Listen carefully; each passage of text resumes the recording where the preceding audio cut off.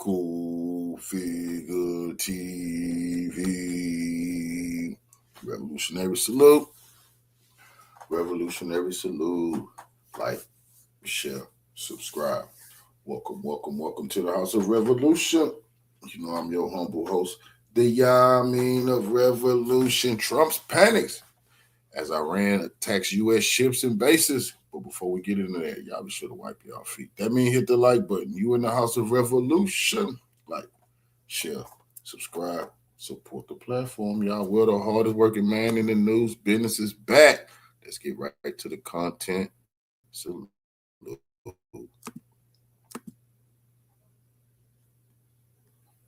Abruptly shut down an interview that he was giving as Iran was retaliating against the United States by striking U.S. interests in Kuwait and Bahrain, following the United States striking Iranian interests in the Strait of Hormuz. Donald Trump rushed out of this interview that he was giving with Kristen Welker of NBC, Meet the Press. The interview was supposed to last at least an hour and a half, maybe 2 hours. Trump left after 15 minutes.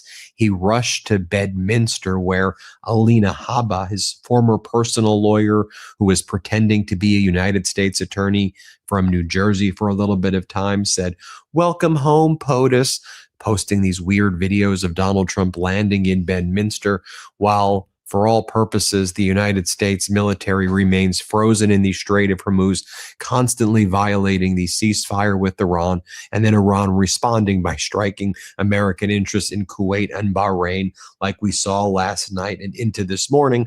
And then Donald Trump is just posting all evening AI images of Iran's Navy at the bottom of the Strait of Hormuz. Just clearly AI videos that he's posting. And then Donald Trump, I guess, soothing his fear, trying to calm himself down by posting "No Panicins" with some weird photo from the past of Donald Trump sitting all alone courtside watching Knicks players. Donald Trump claims he's going to be going to the Knicks game, Game 3, which I think all Knicks fans and NBA fans are dreading, although it will certainly be interesting to see Donald Trump get booed as Knicks fans scream Jeffrey Epstein, or probably have a bunch of other chants they're getting ready to do. But let's just break down what happened. We'll talk about the Iranian retaliatory strikes. We'll talk about Donald Trump abruptly shutting down his interview with NBC. We'll talk about the deranged posts all evening. Let's just go through it step by step. Let's bring out the receipts as we always do here on the Midas Touch Network. So as you know, we reported yesterday afternoon that CENTCOM had posted the following message. CENTCOM forces shot down 4 Iranian one-way attack drones that were launched toward the Strait of Hormuz. The attack drones posed an immediate threat to regional maritime traffic. U.S. forces subsequently struck Iranian coastal surveillance radar sites in Guruk and Qashem Island to defend against further attacks. American forces remain vigilant and postured to respond to unjustified Iranian aggression and self-defense. Then shortly thereafter, we learned the following. Iran was launching ballistic missiles and drone attacks on U.S. forces and bases in Bahrain, with air raid sirens now activated per Bahrain's Ministry of the Interior. Iran launched major ballistic missile and drone attacks on Kuwait in response to the new U.S. strikes per the Kuwaiti army. Massive explosions were heard all the way to Basra, Iraq, and you can see the smoke rising in Bahrain. You can see the smoke rising in Kuwait, right there by Kuwait City. The United States claimed that Iran did not strike any of the targets it intended and said that it intercepted all of the Iran drones and ballistic missiles. Iran claims that it successfully targeted U.S. interests there. We will get you photos and videos as that becomes available. And after striking American interests in Bahrain and Kuwait, Iran also issued a formal notice through the IRGC to the United States that it will now completely and absolutely close the Strait of Hormuz, and it will not hesitate to ensure that oil prices go up to $200 per barrel. And they say that the U.S. attacks will now make the U.S. fully responsible for the consequences that you are causing to the global oil market right now. So Iran threatening to bring those prices of oil up to $200 per barrel. They truly know what the pain point is right now here in the United States. We'll show you some of the videos that are available right now. Let me share this with you. Air raid sirens continuing to sound across Kuwait amid yet another drone and missile attack by Iran. Let's play this clip.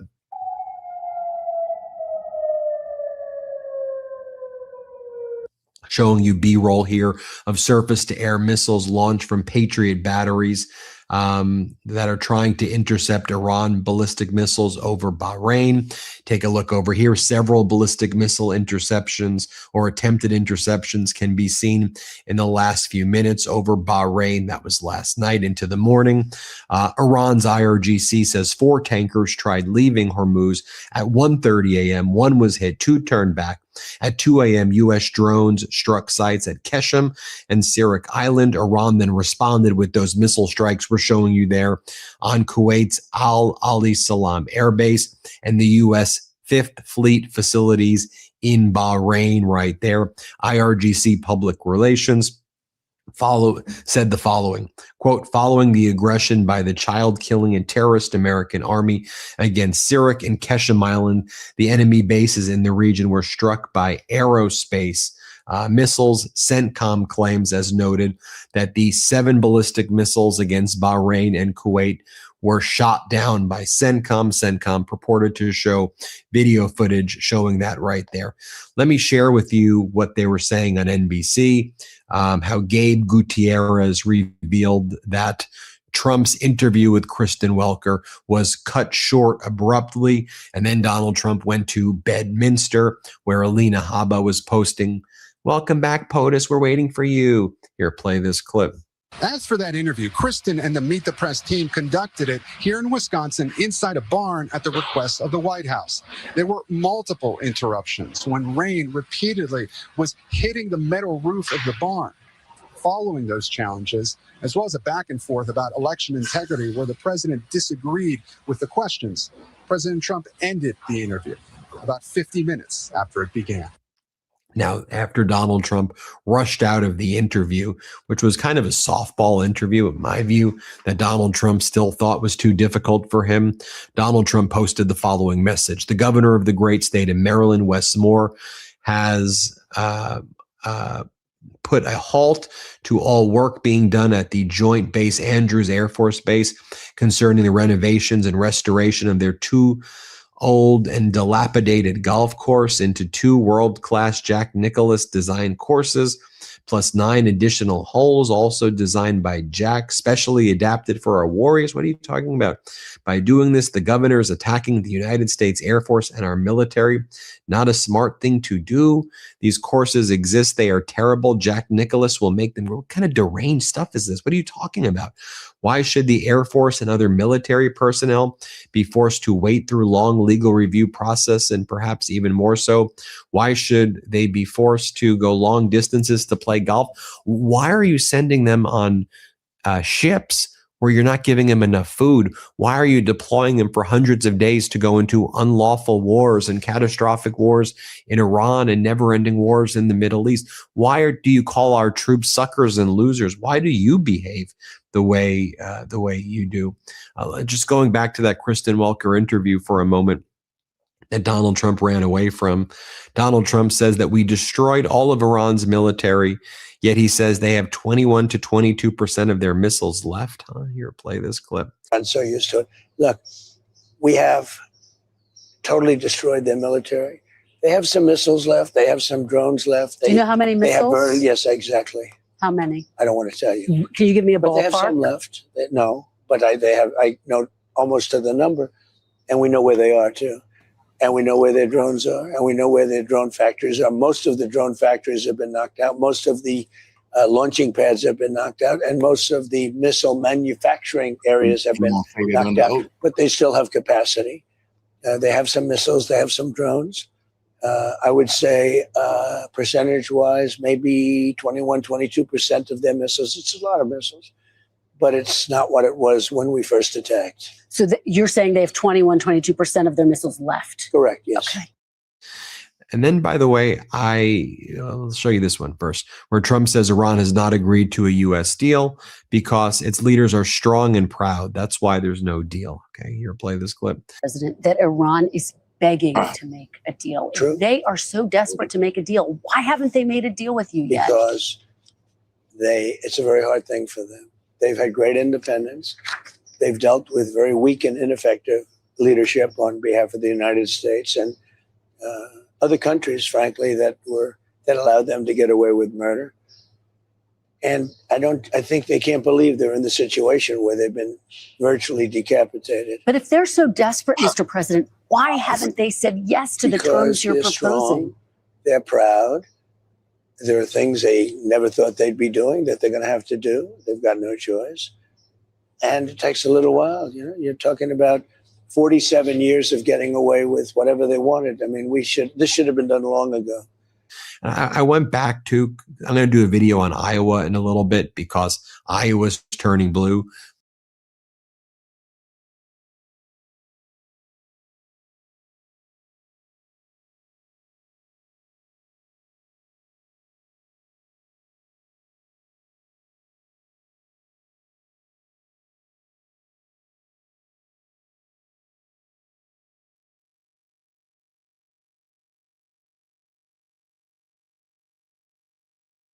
The IRGC said that it pounded U.S. bases in Kuwait, Bahrain, after attacks on Iranian territory. In a statement on Saturday morning, IRGC said that at 1:30 a.m. for violating oil tankers instigated and guided by the aggressive American army and without coordination or attention to repeated warnings from the IRGC Navy, attempted to illegally exit the Strait of Hormuz. Following warnings, one of the tankers was targeted and stopped, and the other violating vessels turned back, it said. According to the statement, following this incident at 2:30 a.m., American drones struck a telecoms mast on Qeshm Island and another mast in Sirik with 2 projectiles.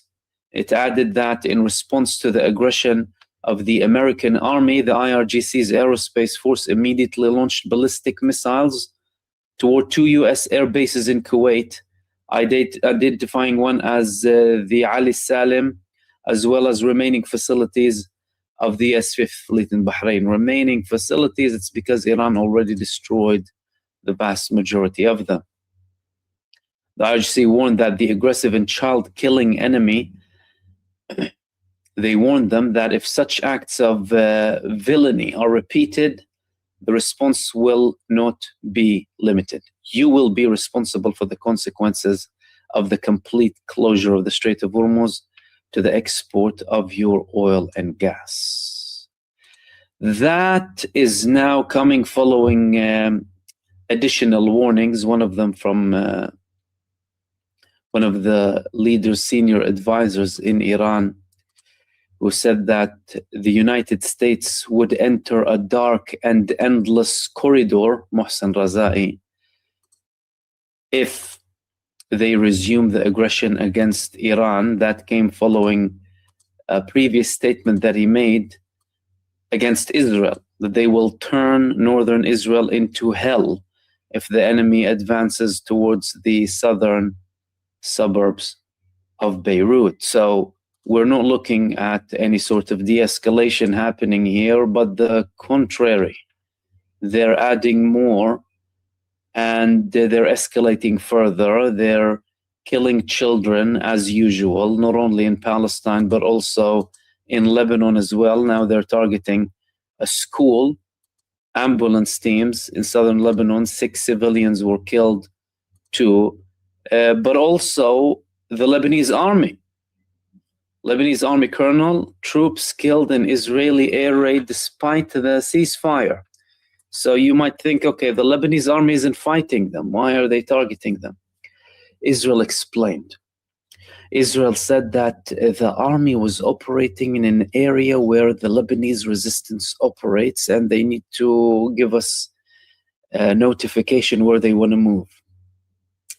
Now, the Lebanese army, you might ask, and many people ask, why don't they fight Israel? I don't understand. The soldiers of the Lebanese army, as a matter of fact, many of the colonels and commanders in the Lebanese army are people who genuinely want to defend their land, by the way. As a matter of fact, the army chief, Rudolf Heikel, was asked to provide the government with a plan or a set of plans to try and deal with this situation with Israel. His first proposal was to participate in fighting Israel with the resistance. Many people don't know that. And that was immediately shut down by the Prime Minister Nawaf Salam in Lebanon, who said it would be a form of suicide. Why am I telling you this? It's because the institution of the army in Lebanon, although unequipped, although so many things are missing, there are elements in it. And one of them was the chief who proposed this, who don't rule out fighting Israel. As a matter of fact, propose fighting Israel, but they are always blocked by the Lebanese government, the Lebanese prime minister, or the Lebanese president. Why? Because, well, they are subject to orders from the ambassador in Lebanon. This is how it's run, politics in Lebanon. The American ambassador says everything that he wants to be done, and the Lebanese politicians listen to his orders, his or her orders. And imagine if the Lebanese army participated. Look at what Israel is facing with Lebanon. 2 soldiers killed and 10 others wounded in Hezbollah drone attacks overnight. That's only what has been confirmed, by the way, by the Israeli terrorists. Imagine the real numbers of the attacks, of the damage, of the casualties. They don't mention these things because they don't want to appear to be losing. That's why now Benjamin Netanyahu is resorting to more symbolic actions by declaring that he wants to destroy the Beaufort Castle, a historic archaeological location in Lebanon used by many powers throughout history, and now he wants to destroy it. Why does he want to destroy it? According to the Israelis, they're saying that the Lebanese resistance uses it as a command and control center. Command and control center, imagine an archaeological site. But the reality is different. Why? He knows that he's going to have to withdraw from it. So he wants to destroy it. That's what the Israelis do. They're good at destruction. They don't want any archaeological, historical things in Palestine or in neighboring countries. They're envious, by the way, of people who have some civilization and some history, because their entire country is based on a pseudo-narrative, an alternative reality that they created in their own bubble. A fake entity. They came up with this nationalist idea. They started to Judaize, as they call certain things, and claim that they were the descendants of the people who were there. All of that is fabricated. People came from East Europe. What do Ashkenazis have to do with Palestine? Think about it this way. Then when that wasn't enough, they started to commit acts of terror against Jews in other Arab and Muslim countries to bring them to occupied Palestine and brainwash them, give them new names, new identities, detach them from their Arabic heritage, and created this new facade state, this pariah entity. And Netanyahu knows that all of this adventure in Lebanon is very costly. Number one, he doesn't say that it's costly. It's extremely costly for Israel. But secondly, he's going to have to withdraw. And that withdrawal is going to be humiliating.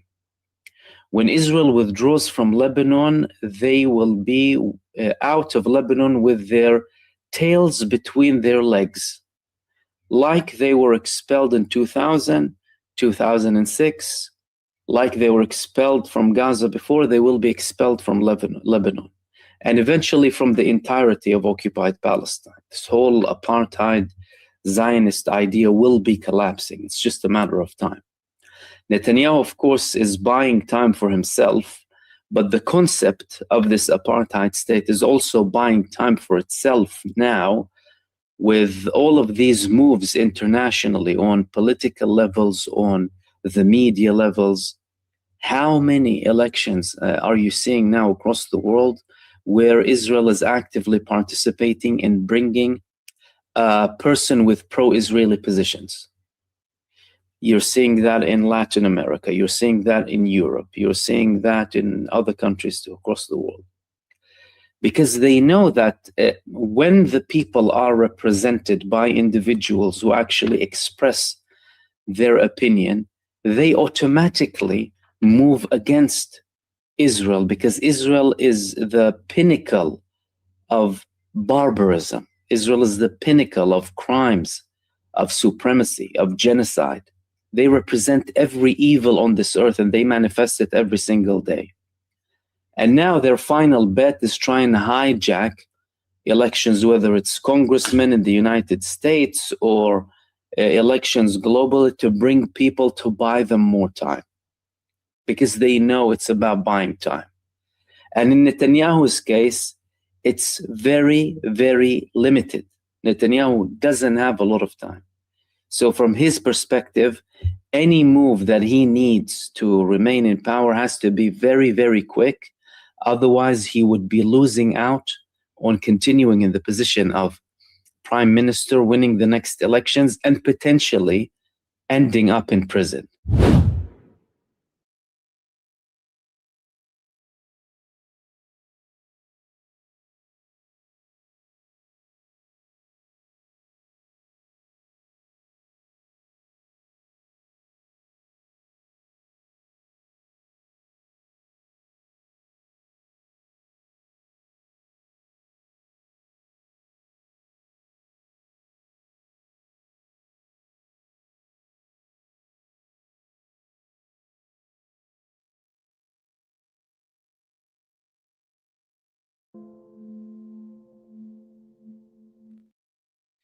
Hi, everybody. Today's Saturday, June 6, 2026, and our dear friend, our brother, Professor Marandi, is here with us. Welcome back, Professor. Hi, Nima. Thank you very much for inviting me. It's always a great pleasure being on your show. Every time you say the date, you sort of look as if it's the first time you're seeing the date. I don't know. You're like wondering what day is it today. Yeah, exactly. Ever since the war began, that's how it's been for me. I sometimes don't know what day of the week it is. Yeah. Because everyone's like on doing the same thing 24 hours a day, every day. Yeah, because when So when it's the day 6 during the month is 6 to 2026. It's gonna be the repetition of 666. That's why I tried to change it to 2026, not 2026. Professor Marandi, let me start with what has happened last night. The new sort of attacks on Iran. At 1:30 a.m. last night, we've learned that based on what IRGC announced, the statement of IRGC, they said 4 oil tankers tried to pass through the Strait of Hormuz. Then they warned them. None of these tankers listened to the warning. They wanted to pass through the Strait of Hormuz. Then one of them was hit by Iranian missile, and then the other tankers turned back. Later on at 2 a.m., an American drone attack on a communication tower in Qeshm, in the Qeshm Island. Then a port in Sirik with 2 missiles was attacked on the part of Americans. Later on, we had the Iranian response on Kuwait and Bahrain. From what we've seen so far, at least the 5th fleet in Bahrain was hit, because there is a footage coming out of Bahrain. What has happened last night, and what do we know about what is going on there? Well, first of all, I think, Nima, we should always keep this in mind. The United States has been lying from the very beginning. From the very beginning of this war, when it comes to its strikes on Iran and with regards to Iranian strikes on U.S. assets, it's been lying. So during the past few days, it keeps saying that all the Iranian missiles and drones have been shot down, which is nonsense. The Iranians are striking their targets with high efficiency, and they can't hide it. And during the last two strikes, the Iranians have been hitting the Americans harder in retaliation than in the past. So it's somewhat disproportionate. The Americans carry out a small strike, and the Iranians hit much harder. That's another element that we have to keep in mind. So during the past few days, the Iranian retaliations have been more severe. Another thing that the Americans have been saying, or at least Western media has been saying, even media opposed to Trump, they've been saying that over the past few weeks, the Americans have quietly been able to get tens of tankers and ships out of the Persian Gulf and through the Strait of Hormuz. That's completely untrue. It's all fake. And it's probably a part of the whole manipulation process to keep the prices of oil, the price of oil and energy and other commodities down. If the New York Times or the Wall Street Journal or any other media outlet has, if they can just give the name of 4 or 5 of those ships that pass through the Strait of Hormuz, they must be missing. So there's nothing secret about it.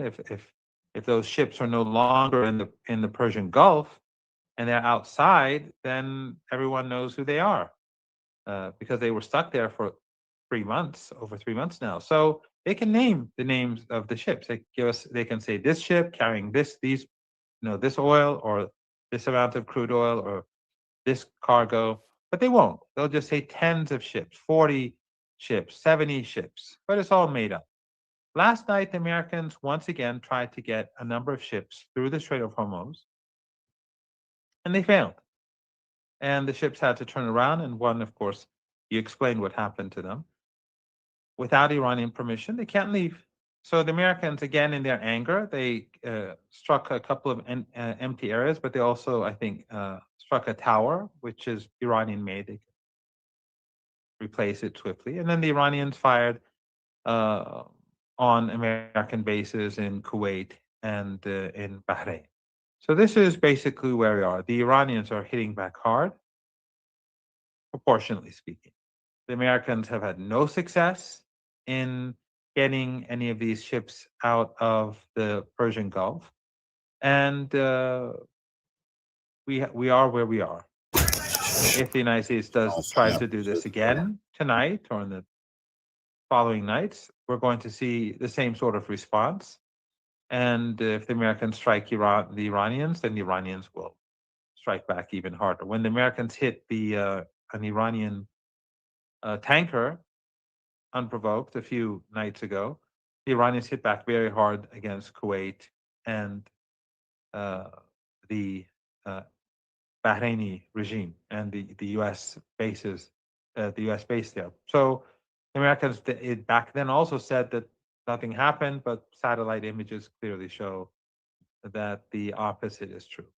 So it's not as if the Americans have they're in any commanding position, but Western media wants to present it to be the situation to be as if the United States is having some success. Even the media that is hostile towards Trump, and even the media that is attacking him for his failures in the war, that media, when it comes to psychological warfare, they're still cooperating fully with the U.S. military and the state. Yeah. I'm sure that you watched what General Mohsen Rezai said to CNN. He said the next phase of war, if the United States tries to escalate, they're gonna push the forces, the U.S. forces, to the Indian Sea. And when it comes to the confrontation, what is the assessment on the part of Iranians? Do they see that the United States is seeking some sort of escalation, or they want to stay with this sort of conflict, just sort of bugging Iranian forces, bugging Iranian ports and islands, and putting pressure on the Iranian economy? What is the assessment on the part of Iranians? Well, militarily speaking, the Iranians are stronger today than they were before the war. And their missiles are larger in number. Their advanced missiles have increased. And they're even now, they're getting rid of the older missiles in these exchanges. If you've noticed, some of the older missiles are still being fired off so that they can empty their underground missile bases of the older missiles and focus on the newer missiles that are being rapidly produced. And the same is true with the drones. So Iran's missile and drone capabilities are greater today than before. And Iran is working on precision, even greater precision than before. They're working on other elements to make on other fields to make sure their missiles get through any defense shields. They're working on their drone capabilities. They're moving and advancing technologically, as well as both qualitatively and quantitatively. And all of Iran's underground bases are now ready for war. And Iran has increased the number of decoys again because the Americans and the Israeli regime bombed literally thousands of decoys. And I don't know how many thousands, 2,000, 3,000, but huge numbers. And they've wasted billions of dollars on hitting these cheap decoys, which are very good. I mean, the Chinese-made decoys are very good. Some of the decoys are Iranian, but the Chinese-made decoys are very, very good. And so the Iranians are prepared for war. And next time round, we've discussed this before. And what General Rezai said is nothing new to you, because, or to me, we know that, and we've been saying that next time round, the escalation Iran will move much more swiftly up the escalation ladder. And so will its regional allies, especially Yemen. Yemen will be playing a much bigger role next time round, and they have prepared themselves. They've been building up their capabilities and using this period of quiet to expand their missile and drone capabilities, both qualitatively and quantitatively. So I think the Americans know that.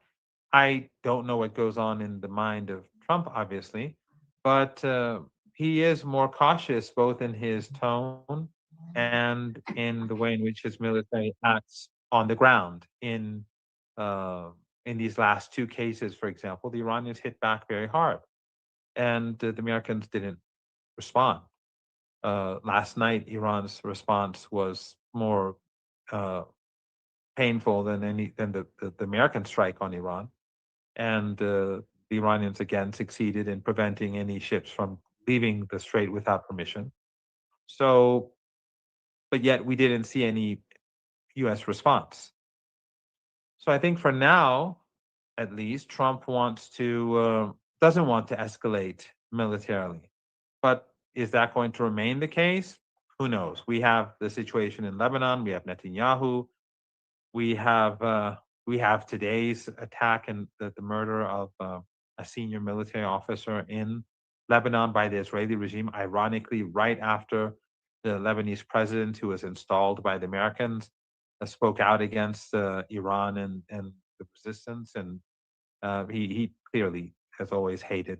I mean, one of the, this is, I'm sorry, I'm sort of digressing, but the Lebanese president and prime minister have been preventing refugees from moving to different parts of the country. They've sort of trapped them, and the Western NGOs and Western embassies are encouraging them not to allow the supporters of the resistance to seek refuge in different cities and different parts of the countries that are controlled by factions and groups that are not sympathetic to the resistance for the most part. And the Saudis and the regimes in the Persian Gulf are doing the same with their proxies. And they're also telling them, not to let these refugees, which are predominantly Shia, from leaving areas that are predominantly Shia. So the Saudis, the Qataris, the regimes in the Persian Gulf, the Western NGOs and Western embassies are all cooperating with the president, the prime minister, all of them to create this wall to prevent people from moving around in their own country. Like, I can't think of any other country that would ever have done such a thing to its own people. And then they're preventing Iran and Iraq from sending aid, not military support, any aid. They're preventing ordinary people who are gathering money in Tehran from sending that aid to Lebanon because they want the morale of the supporters of the resistance to crumble. They want them to go hungry, to be humiliated. So the president of Lebanon is a truly sinister person. So is the prime minister. He's a proxy of the United States. And so they went and against the Constitution, they went and had carried out negotiations with the Israelis. And of course, they rejected Iran's position on to force the Israelis to accept the ceasefire and to retreat, basically encouraging the Israelis to violate the ceasefire. And then they carried out these direct talks and gave this huge concession. The talks themselves are a huge concession to the Israeli regime at a time when the rest of the world is turning against the regime, and they got nothing in return. And so they signed an agreement with the regime the other day, and then the president speaks out against Iran. And what does the Israeli regime do? They went and murdered a very senior military officer and two of his companions as he was going to one of those areas that was discussed for the ceasefire between the government and the Israeli regime. So the president effectively humiliated himself. He gave everything to the Israeli regime, got nothing in return, insulted the people who support the resistance, who are the majority. I mean, this in the last parliamentary elections, his supporters got like 1/3 of the votes of the alliance that supports the resistance. But in any case, we are where we are. And the point is that Netanyahu, Trump may not want to expand the war, restart the hot war, but we have to see what developments take place in Lebanon. We have to see where Netanyahu pushes this and what forces are at play with regards to the internal politics of the Israeli regime. Because I personally think that the Axios, and I said this last time, that the Axios revelation of Trump's phone conversation with Netanyahu, I think it, even though there's no doubt that there's no divide between Washington and the regime in Tel Aviv, but I do think that there are people within the elites in the United States, the powerful elites, the Zionist elites, who probably want Netanyahu to go because this was a humiliating revelation. I don't know if you saw the agreement between the Lebanese government and Israelis. It's just laughable looking at the terms that they have agreed on. It's about Hezbollah not attacking Israel south to the Litani River and declaring Hezbollah as the enemy of the state in Lebanon. What is that? And how can you? Yeah, well, the president of Lebanon and the prime minister, they care much less about Lebanon than Iran does. That's just a fact. And they care infinitely less than the resistance and its supporters in Lebanon. And they're collaborators. They were installed by foreign powers. We remember how they were installed, both the president and the prime minister. They have no real political base in the country. They do not command the majority of the people, the popular support. They showed that in the elections. But you have just like elsewhere in this region, you have a collaboration between NATO and regional proxies under for the sake of Israeli interests. It's quite clear. We saw the same in Syria, and we saw the same in Yemen. It's just how it is. That's the empire uses its proxies, its regional proxies, just as they use them against Iran. They're using the same proxies against Lebanon. They use the same proxies against Syria. They use the same proxies against Yemen. Remember, during the American war on Yemen, bases in the Persian Gulf were being used to help to bomb Yemen and to coordinate operations against Yemen. The Persian Gulf regimes were all a part of it. Those bases were used, and when the Israelis were attacking Iran with American full support, and without the Americans, the Israelis couldn't have even lasted 12 days. But the bases in the Persian Gulf were being used. So, for anyone to think that these regimes would do anything different in Lebanon, it's they would be very naive. Yeah. We had Michel Aoun saying that Iran is using Hezbollah as a bargaining chip. And looking at the relationship between Iran and Hezbollah, I talked with many of our experts on this podcast. But let me just add one thing. It's actually the exact opposite.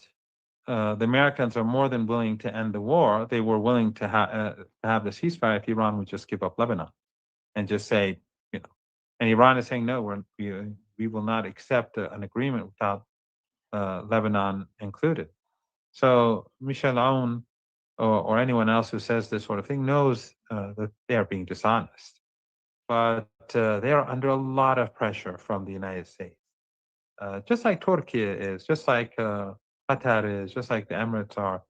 When the Americans do their arm twisting, these countries obey, and these officials in Lebanon obey. They get threatened by the Americans to be put on a sanctions list. That would mean that they would lose access to their assets. They would lose access to their bank account. They cannot travel to other countries, and not all people are willing to make that sort of sacrifice. So people who one day, take one stance would the next day take a different stance in order to justify that stance. They'll have to say things that they know are not true.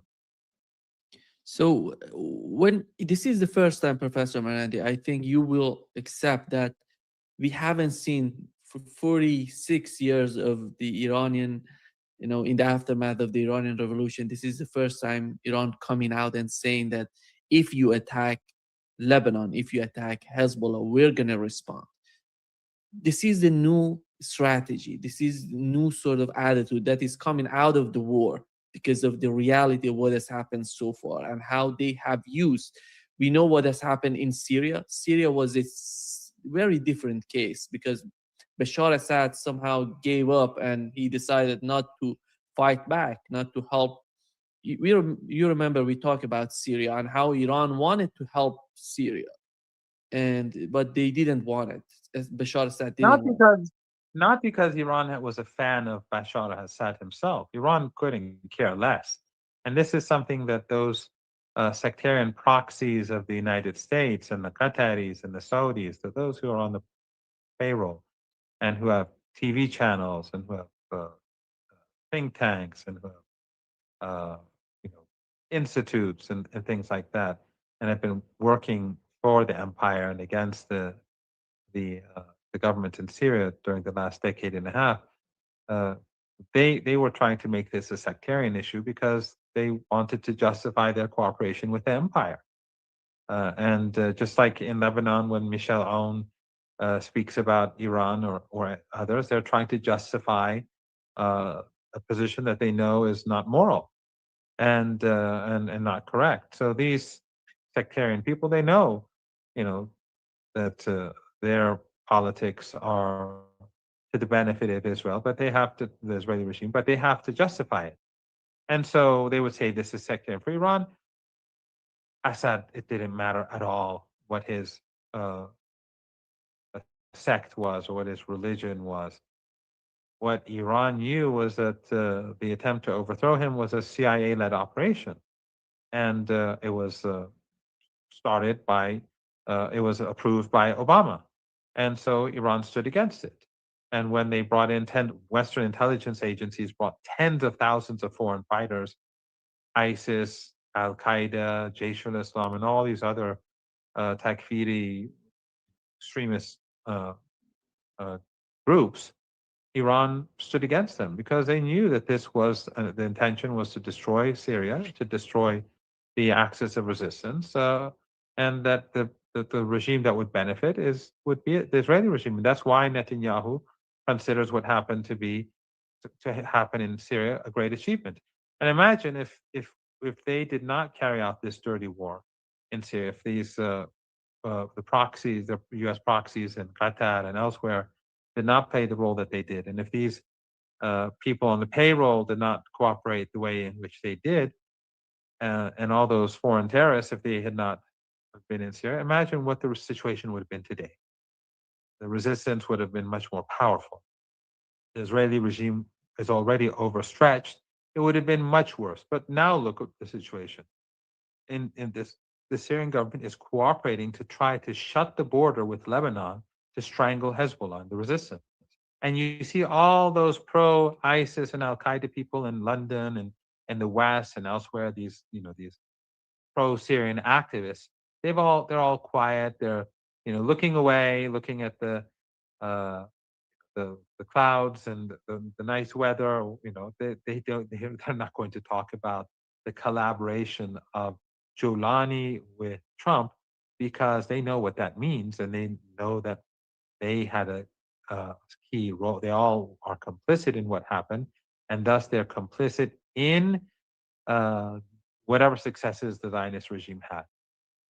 I think that's the main reason that for Iran to come out and talk about the situation with Lebanon, because what is going on in Lebanon. They want to make some sort of civil war in Lebanon, and when the chaos come out, the same scenario as we've been witnessing in Syria.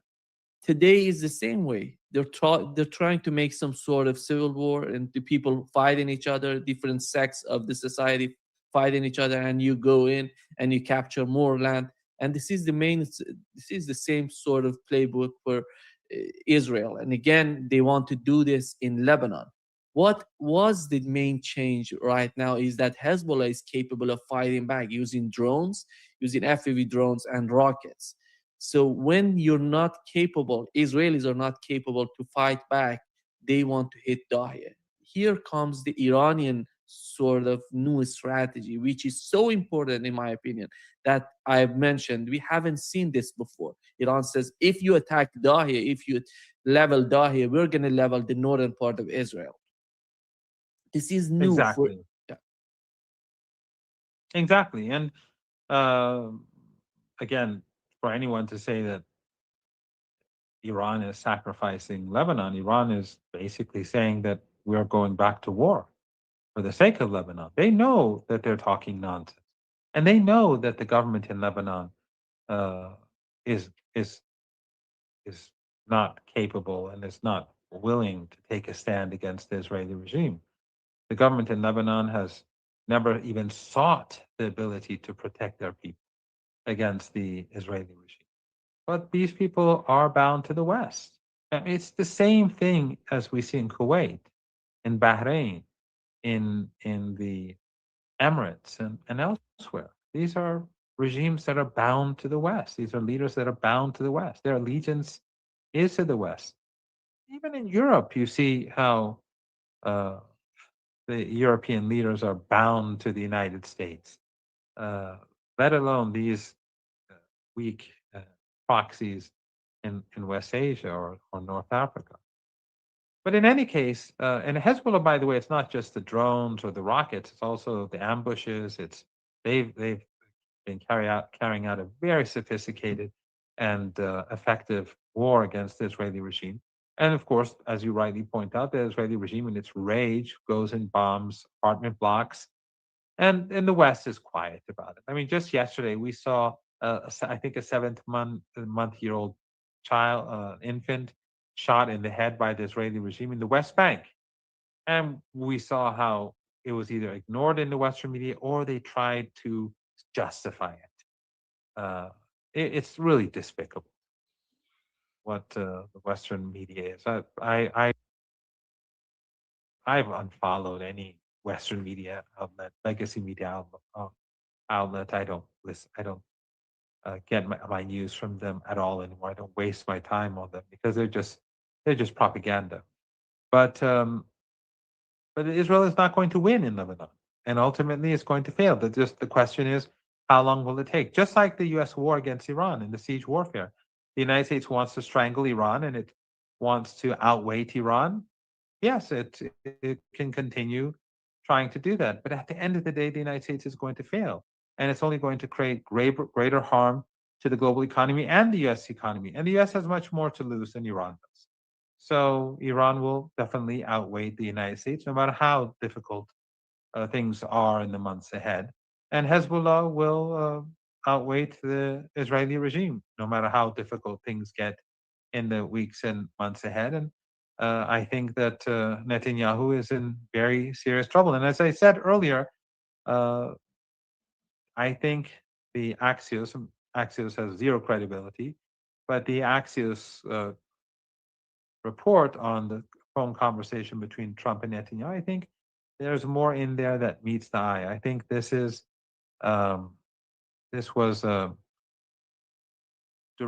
was intended to perhaps intended to weaken Netanyahu in the upcoming election. I think the new report on NBC News, it says the U.S. Defense Intelligence Agency has raised the threat level of Israeli spying on American officials to the highest level. What was it before? Like 99.999% is now 99.9999%. Like, what has changed? I mean, I think John Kiriakou somewhere said that they already have like, I think he said something like this. They already have 99% of all the information in the United States. There really isn't much that they don't know. They apparently listen He in said on that. He said the president's phone conversations. Yeah. But the reason I mentioned this is that the war is not going well, so the blame game is starting. Who's to blame for this disaster that has happened? Is it going to be Benjamin Netanyahu? Is it going to be someone in the Trump administration, Pete Hegseth, Marco Rubio? I don't know who's going to be to blame, because this is when you're winning, everyone is they're all coming together. But this is right, and what's going on, as you mentioned with the case of Benjamin Netanyahu, I think he's in the process of learning that he's going to be responsible for what has happened in the Middle East, and Donald Trump is not going to accept the responsibility of this disastrous war of choice against Iran. Again, I'm speculating, but Hegseth isn't important, nor is Rubio. These are just, pawns that can be thrown in the bin or the trash can. But I think that the Israeli regime is despised. What Axios has attributed to Trump is a fact that everyone hates Israel, the Israeli regime, and everyone hates the Netanyahu. So if I was a Zionist, God forbid, if I was a monstrous human being like a Zionist, I would want to remove Netanyahu, and I would want to put someone in his place who's just as sinister and evil, because the opposition to Netanyahu is just like Netanyahu. They're genocidal. They too want Dahiyeh and Beirut to be flattened. They too want genocide in Gaza. I mean, they're the same thing. But if I was a Zionist in the United States, I would be very worried about the future, very worried, because the world hates me and the world hates my ethno-supremacism. And so what I would do is I would try to put the blame on someone like on Netanyahu, and I would try to get rid of Netanyahu, and I'll try to replace him with someone just as sinister and evil, but pretend that it wasn't him, and that the Western media can then collectively say that this is a new beginning, and the excesses or whatever, because they can't say genocide, the excesses of Netanyahu and the crimes committed by, or the controversial Netanyahu, his exit from power is a good thing, and it shows that the Israeli people are reasonable people who don't want genocide. And that's all lies, but this is what I would do. I would try to get him removed. I would have him try to make sure he loses the next election, and that a coalition is formed without Netanyahu. It could include his current allies with his opponents, or elements of his from within his allies, and elements from within his opponents, or just his opponents, depending on the results. And then I would try to give the Israeli regime a facelift, and perhaps back down on some of these fronts, like in Gaza or Lebanon, and probably preserve what I've gained in Syria, or something like that. So again, this is just sheer speculation, but if I was, God forbid, a Zionist, that's what I would do. And I think that this whole, NBC report or the Axios piece, all of this sort of fits into this. Something is wrong with the Israeli regime, and of course, it's not Zionism, but I think it all helps to weaken Netanyahu. You've mentioned, Professor Marad, that Iran is using the older missiles. Still, they're using in the recent attack on Kuwait and Bahrain, because there's the footage is coming out of Iran. It shows that Iran has used Ahmad missile, which is MRBM, middle range ballistic missile, instead of using SRBM, short range ballistic missile. Is that part of that plan, to use the older missiles, less accurate missiles, in this sort of response to the United States that are not that much important? It's some sort of response to the United States. Is not, they're not going to be. And what is it? Because people are asking, why do they need to use middle range ballistic missiles? Why not? Because Kuwait is so close to Iran. Why is that? Well, for a number of reasons. One is that they want to rid themselves of older missiles. Second is that they're testing the air defenses, and they're testing their own missiles to see how they would perform against air defenses. So all of these are factors that they use. So for them, it's important to see what capabilities these regimes have, because if the war is restarted, Iran is going to start pounding these regimes. So they'll use different missiles. They'll fire from different parts of the country. They'll try to preserve newer missiles and use up their older missiles. They can't keep those missiles forever. And if, in a few years, they'll just be useless. So during the war, they prioritized these older missiles, and they used them during the first few weeks. During the first couple of weeks, they were basically using those. So yeah, it's part of their strategy. The Iranian missile numbers are so huge now, and they're so large in number that they can. They in some places they just don't have enough space for the older missiles and drones. The same is true with drones. The Iranians now have a lot more drones than they had at the beginning. There is something we talked with. And by the way, they're building new underground bases as we speak. Yeah. before coming to this live, we were talking about it because there are people, we have to talk about it because there are people right now talking about Iranian, some reports showing that Iranian President Pezeshkian told his counterpart in Pakistan that Iran gonna get out of NPT. Iran gonna, if the escalations happens, Iran gonna, you know, they're gonna do some sort of experiment of the nuclear bomb and nuclear explosion in Iran somewhere in the desert, and to show the United States that Iran has the capabilities of the using nuclear weapons if they attacked by nuclear weapons from Israel. And what is your understanding of that, and how do you see the whole case of Iran pursuing nuclear bombs or pursuing nuclear weapons?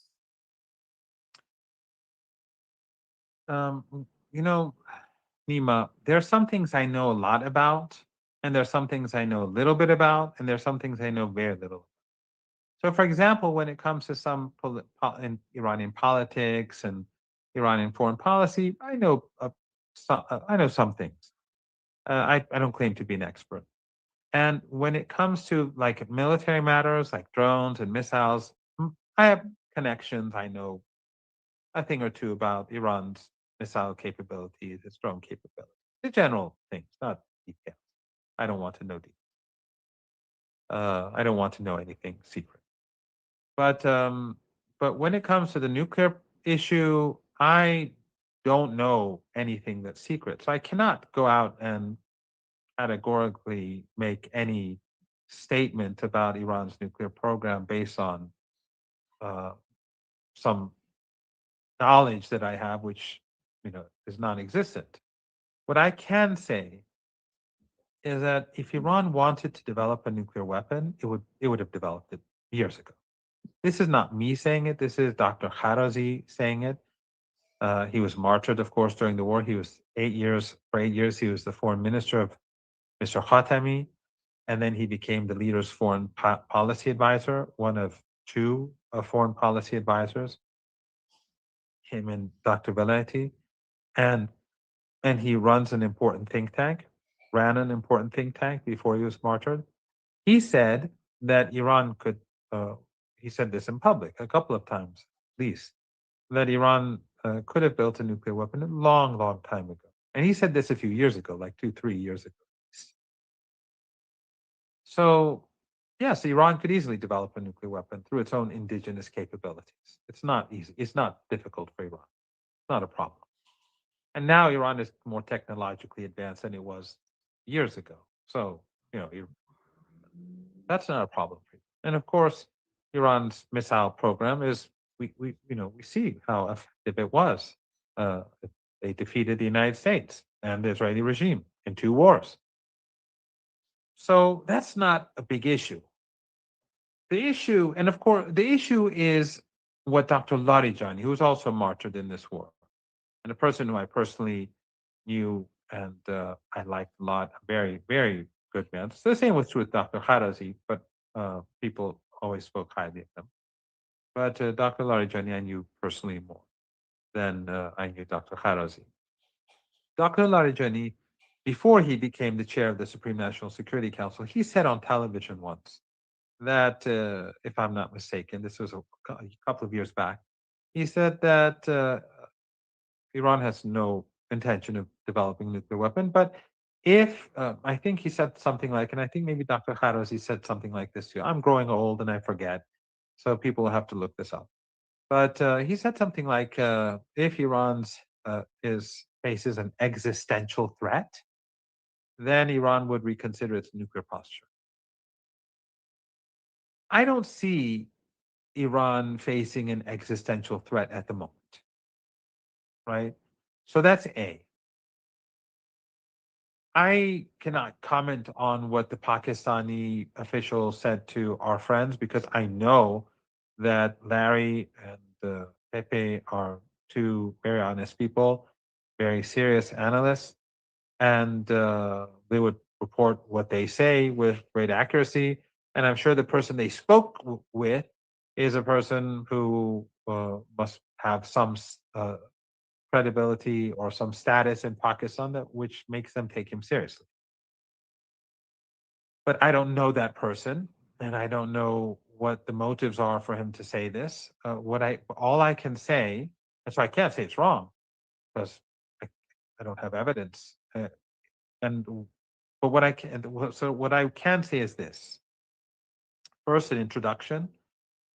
Iran, Ayatollah Khamenei gave a fatwa against nuclear weapons, and this has a history.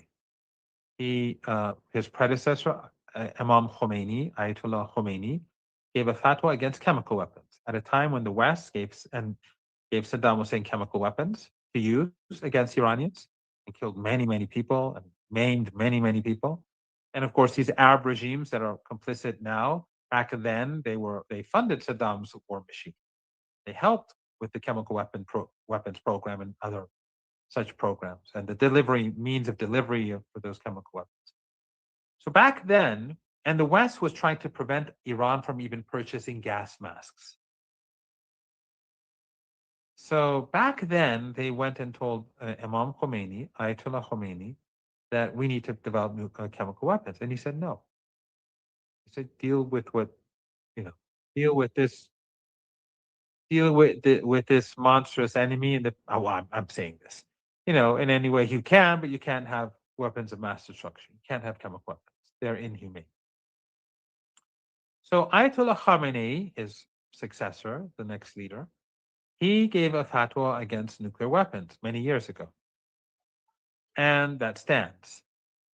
Now, in Shia ideology, there are some differences with Sunni jurisprudence. In Shia jurisprudence or ijtihad, the gates are open. In Sunni Islam, the gates to ijtihad are closed. They've been closed for well over 1,000 years. But for the Shia, the gates to ijtihad are open. And so that means that time and place are key components in the decisions made by the mujtahid, the jurisprudent, the scholar of Islamic law. So, for example, based upon his knowledge and, just like a senior scholar in any field, his knowledge of Islam and jurisprudence, he has to take the factor of time and place into consideration. So his ruling about whatever religious law in Brazil may be different from in India, and it may be different from in Iran, and it may be different from South Africa, right? So place has an important role to play. Context, because the society they're in, circumstances. Time is also a factor.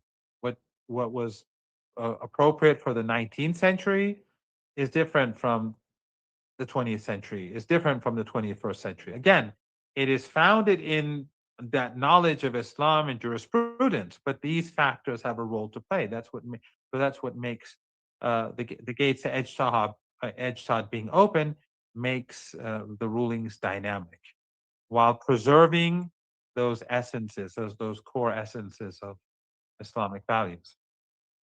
So the ruler now, the person, the Wali Faqih, the leader now is another person. It is a third leader, Ayatollah Sayyid Mujtaba Khamenei. He is also a jurisprudent. He is also a mujtahid. He can give his own ruling based on time, place, and his knowledge of Islam, and the circumstances that he sees that surround the nation or around the issue that's under discussion. He can produce a different fatwa. It could be different from Ayatollah Khamenei's fatwa. Ayatollah Khamenei's fatwa stands, but he can have a different fatwa, and he is the leader now. But I don't see any indication of that. I don't see any indication in the public sphere that the state, that the government wants to shift policy. Because until now, all that I've seen over the years is the government trying to tell the people that a nuclear weapon is not a good thing. and why we do not want the nuclear weapon. Even though some MPs, members of parliament, some people would go out, or clerics, or I don't know, other public figures would say we need nuclear weapons, but the state, high-ranking officials, military officials, all of them would go out of their way in the public to say that we do not need nuclear weapons. So before the 12-day war, as I recall, it was roughly 50-50 usually in polling in Iran. Like half the people wanted nuclear weapons, half didn't. And that was, of course, the state or the government, and people were saying we don't need them. After the 12-day war, the government position didn't change, but the polls that I saw after the war clearly showed the majority of Iranians wanted a nuclear. I would imagine, and I have not seen polls since this war began, and I'm sure I know polls have been taken. I don't know if this question was among them, but I haven't seen any poll results. I would imagine that even a larger majority of Iranians believe we need nuclear weapons. And my anecdotal experience says that, because when I'm on the streets and like I'm shopping or walking or doing something and people approach me, they, usually they say we need a nuclear weapon. But the state has not moved in that direction at all.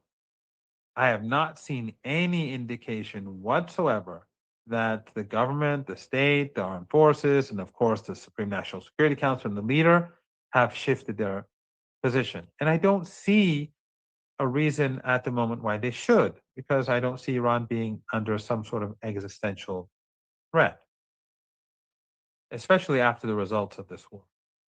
So I don't see why Iran would need to even explode a nuclear weapon. I mean, what would be the need?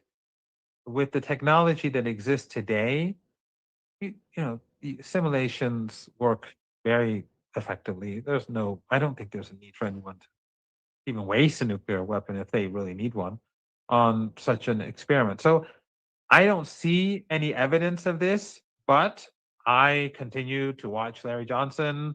He's one of the few people who I would watch if I have a very little time during the day and I want to watch someone. He's one of the people who I want to watch, and of course, the same is true with Pepe. And for me, they're extremely credible. And I cannot say that what that Pakistani person claimed is incorrect because I'm not in the know. And if it's not correct, it doesn't reflect upon either Larry Johnson or Pepe Escobar. Yeah, but we know there's serious discussions in Iran about NPT. What is the meaning of NPT? If we are attacked, if the Bushehr nuclear power plant is attacked, and the enemy doesn't consider any sort of, limits for what Yes, they do. yes, but just one thing, and I know you know this, and I know much of your audience knows this, but if Iran leaves the NPT, it is as leverage. It is to punish the United States and the West. It doesn't mean that Iran will develop a nuclear weapon. It will make it more difficult for them to understand Iran's nuclear program. What does it mean? I mean, someone recently, I think it was like Channel 4 News or someone said, I think it was that a couple of weeks ago. They said, why did Iran produce enriched uranium at 60%? I said, well, you have to remember the history. There's a context to this. Iran signed a nuclear deal in 2015. It gave many concessions. The Americans under Obama cheated Iran. Under Trump, they tore up the deal.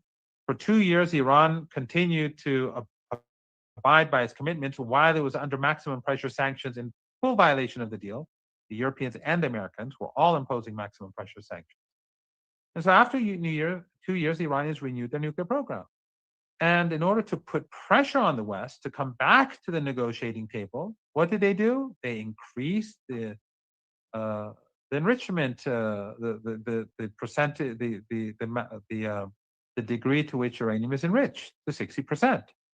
So it was for leverage. It was to force them to come back to the negotiating table and to get concessions. When the other side has sanctioned you, what do you put on the table to force them to remove sanctions? You put something on the table. One of the things that Iran put on the table is enrichment of uranium at 60%. So if Iran leaves the NPT, doesn't mean Iran wants to build a nuclear weapon, but it wants to make life more difficult for the West. So the smart thing for the West to do is to look, accept the fact that, or accept what Robert Kagan, and you told me about his interview a couple of days ago, which you promised to send me a link after the show. I haven't seen it, but I did read his article in the Atlantic, where in the monthly, where he said the United States lost, accept defeat, you know, accept Iran, going back to the book Going to Tehran by the Leverett, which I talk about a lot, and then you can normalize. You can have a different situation. Is that going to happen? No, of course not. And not with this US regime and not with these current elites. But the world changes. Look at Iran and the Soviet Union. We had terrible relations. In their rallies, the Iranians would chant death to America and death to the Soviet Union. And of course, it's not literal. No one should take it literally. They're referring to the empire and imperialism. It's just like saying he bit the dust doesn't mean he ate the dirt. But in any case, they used to say the same for the Soviet Union. And then after the Soviets withdrew from Afghanistan and their policies changed, people no longer chanted that in their rallies. And of course, later the Soviet Union collapsed, and relations with Russia today are infinitely better than back then. So it's not as if this hostility towards Iran's tormentors will be forever. If those tormentors are gone and decent people replace them, you can have the sort of relations between Iran and the United States as we have today between Iran and Russia and Iran and China. That's a hypothetical. We're nowhere close to that. I think one of the points that General Rezai in his interview on CNN said is that the first step would be $24 billion of Iranian frozen assets for Iranians if they want to start to show some sort of move that Iran gets the sign that the United States is serious to start with, to start the negotiation, to start some sort of deal. They have to start with the Iranian frozen assets, which we know this is the Iranian assets, by the way. It's not the United States assets. We know that the Iranian delegation, the head of the Iranian parliament, together with the foreign minister and the head of Central Bank of Iran, they went to Qatar, which was part of this frozen Iranian asset. What do we know about that so far?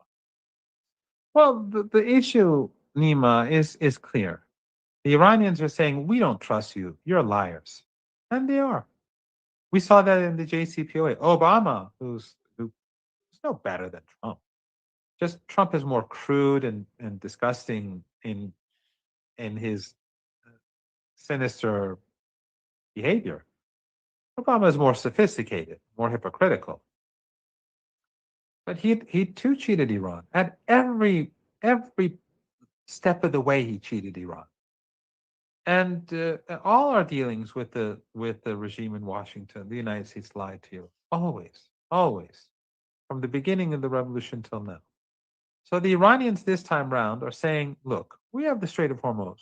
We won the war. There's nothing you can do about it. You want a deal, you first have to carry out your obligations. Show us that you're serious, and we'll carry out our obligations. It's our money. Hand it over. If you don't hand it over, there's no deal. You want a deal? First, stop killing Lebanese children and get out of the country. You want a deal? Show us. But Iran is not going to say, okay, let's sign up and we'll do this, and then you promise to give us the money and you promise to stop killing kids in Lebanon. Of course they won't do that. They'll wait for Iran to carry out their obligations, and as usual, they'll continue killing kids. And Western media, the New York Times, the Washington Post, the Guardian, all of them will pretend that this is a very complicated situation in Lebanon, and it's very difficult to figure out who's to blame. Killing tens of thousands of kids in Gaza, just like it was difficult to determine who's to blame and all that in the West for Western media. So Iran knows that history will repeat itself if they don't negotiate differently this time around. So the Iranians have learned from their mistakes in dealing with the West and saying that, we always carry out our obligations. You're the ones who don't carry out your obligations. You want to deal with Iran? Show us you're serious. If you're serious, we promise you the Strait of Hormuz will be open. And we all know that Iran will open the Strait of Hormuz because everyone knows Iran carries out its obligations. Everyone knows it. The only nutcases like the Zionists in the United States. What's that guy's name? Levin, or what was his name? The crude Zionists, or Pompeo and these people. Lindsey Graham? No. Yeah, well, Lindsey Graham. Yeah, they say these are liars. They're they can say whatever nonsense they want. But whenever Iran had an agreement, Iran carried out its obligations. Too much. Iran did too much. Too much. I mean, after the U.S. Trump tore up the deal and the Europeans effectively carried out Trump's orders and imposed maximum pressure sanctions, Iran effectively waited 2 years. I wouldn't have done that. Maybe they did the right thing, but I wouldn't have waited 2 years. But that just shows that the problem never lied in Tehran. The problem was never in Tehran. So this time around, the Iranians are saying, you have to show us goodwill. It's our money. You have to hand over our money, and yes, we'll open up the Strait of Hormuz to those ships that belong to those countries that help kill our kids. Considering the two fronts, one of them between Iran and the United States in the Persian Gulf, and the other between Israel and Lebanon, which one is more difficult to, for the United States to agree on? The Iranian demands between Israel and Hezbollah, or the demands in the Persian Gulf, with the case of the Strait of Hormuz? Which one is more difficult in your understanding? No doubt, Lebanon. No doubt, Lebanon. Because that's what Netanyahu. I mean, we had a ceasefire after the war. Before we went to Islamabad, they agreed that there would be a ceasefire and that the ships would go through the strait. A large number of ships would go through the Strait of Hormuz, and that there would be a ceasefire in Lebanon. And then Netanyahu carpet bombed Lebanon. And Trump then said, "Oh well, Lebanon is not a part of the ceasefire." And the Pakistanis said, "Well, of course they are. You agreed on this." And so Trump was willing to, I guess, at least up to that point, to carry out other obligations, but not with regards to Lebanon. He wanted to allow the Israelis to kill kids, as they do. They're good at it. So the Iranians said no. So I think the fact that Zionists like killing kids is a big problem. Yeah. We've heard Yemen saying that they're prepared. If they attack Dahiya, we're going to be part of the response. It's not going to be just Iran. Nima, the axis of resistance is going to be very different in the next war than it was in the 39-day war. It will be very different. Yeah.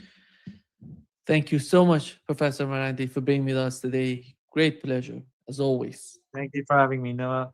It's always a great pleasure.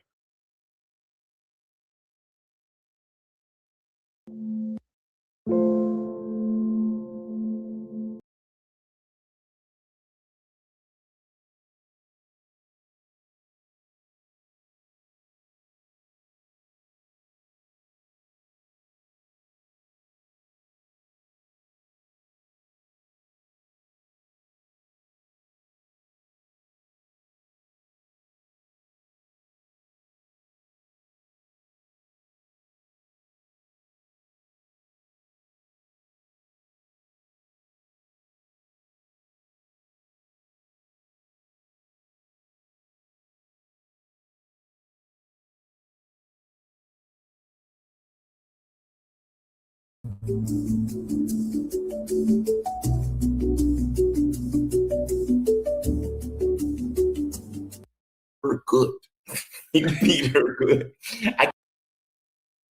So as we're going to turn this into something to show how much power Trump has, instead of admitting, something else has happened to demonstrate that the the wielding of power in the world is no longer a unipolar hegemon. That now you have other people that can say to the U.S., that can make edicts to the U.S., right? That can say to them, you better not do it. You better not do this. And that the U.S. will be like, yeah, we better not do it because there's nothing we can do to stop them. And we believe that they will act. And there's rumors they got nukes, so we probably better even lay low on that. You know what I'm saying? There's rumors they got nukes. And we've been saying, if they get a nuke, they're crazy people and they'll immediately throw them. And we can't let them have a nuke. Now, I mean, that would be the ultimate humiliation for Trump. Because then it would show like they're just like North Korea. They got nukes. What are you going to do? Well, nothing. Now they got nukes. What do you think we are, crazy? Yeah. I mean, look, I don't know if they have nukes. My assumption is that they don't. I mean, Larry Johnson, I don't know Larry Johnson. I can't interrogate him one way or the other, right? I know that's what he said that his sources effectively told him. Fair enough. Whether they do or not, they definitely had a capacity to turn northern Israel to glass. And yeah, I appreciate your point on this. I am usually very skeptical of this kind of Israel and the United States are at odds with one another. They don't seem to be. I'm not even of mind that this was a situation where Israel was acting on its own. Like, in my mind, the U.S. was always going to test Iran to see how serious they were. Yep. And having Israel go after Lebanon was one of the ways to get across, are they serious? Are they, meaning they're paying, they're testing, like this was war by other means. I don't know. I was not, Israel was doing this on their own. Yep, exactly. Well, and I'm with you in that I'm not one that buys this Israel some crazy actor that the U.S. has no control over and they just do whatever. I don't buy into that.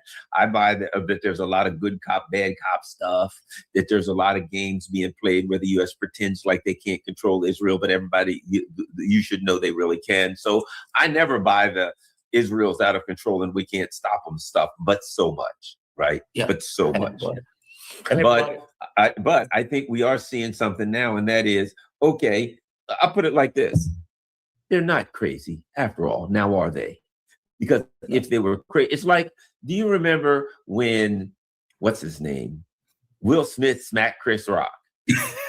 And he was like, I just lost it. He insulted my woman and I just lost it and went berserk. You know what? He was smaller than you. You loser.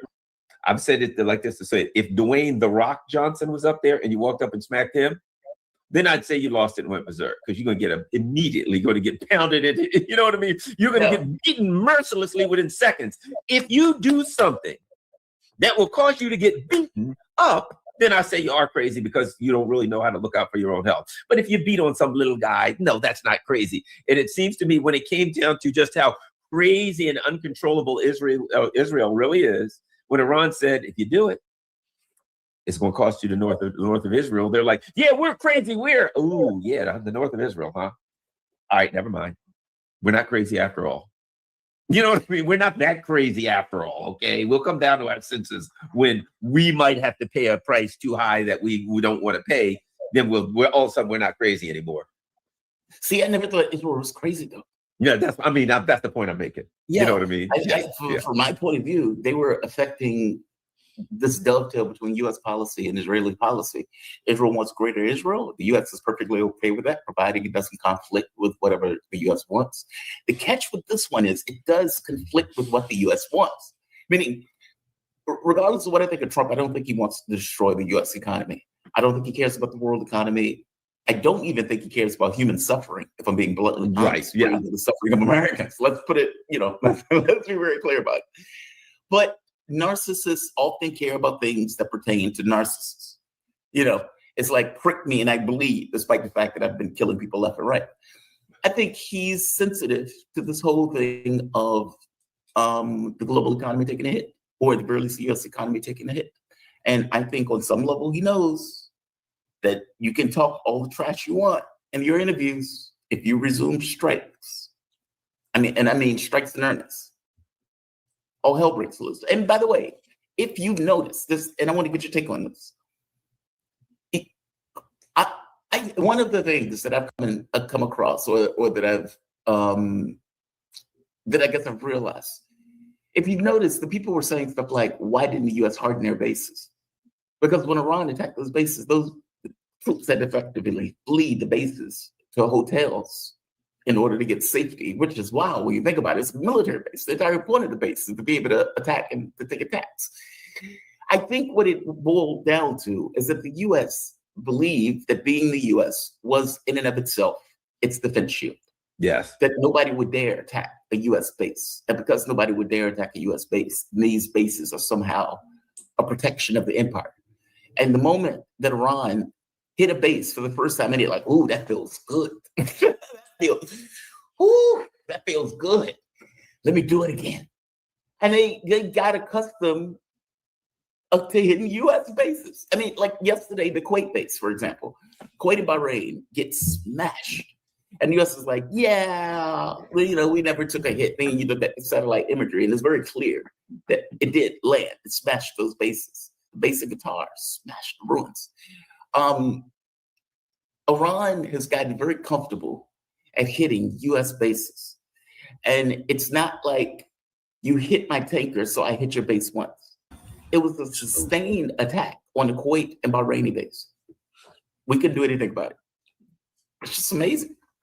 Well, you know, what happened is this, and there's a reason for it, because Iran got pushed into a corner, right? Yes. And Iran tried to avoid a fight as long as they could, but once they were pushed into a corner and they had no choice to fight, it's a fight for their life. So they don't really have an alternative because they know that the U.S. will destroy them if they get a chance. So they're like, look, no matter what happens, if we get destroyed, we're gonna go down fighting with everything we have. At that point, they got nothing, no alternative but to fight. So now, when the U.S. threatens them, so the U.S. was going to say basically, okay, we're still, as you said, we're still the U.S. and people are still afraid of us. Well, although Iran has proven that they don't buy into that paradigm, but they're like, so we can still, even during a so-called ceasefire, we'll violate it. We'll put a blockade on you.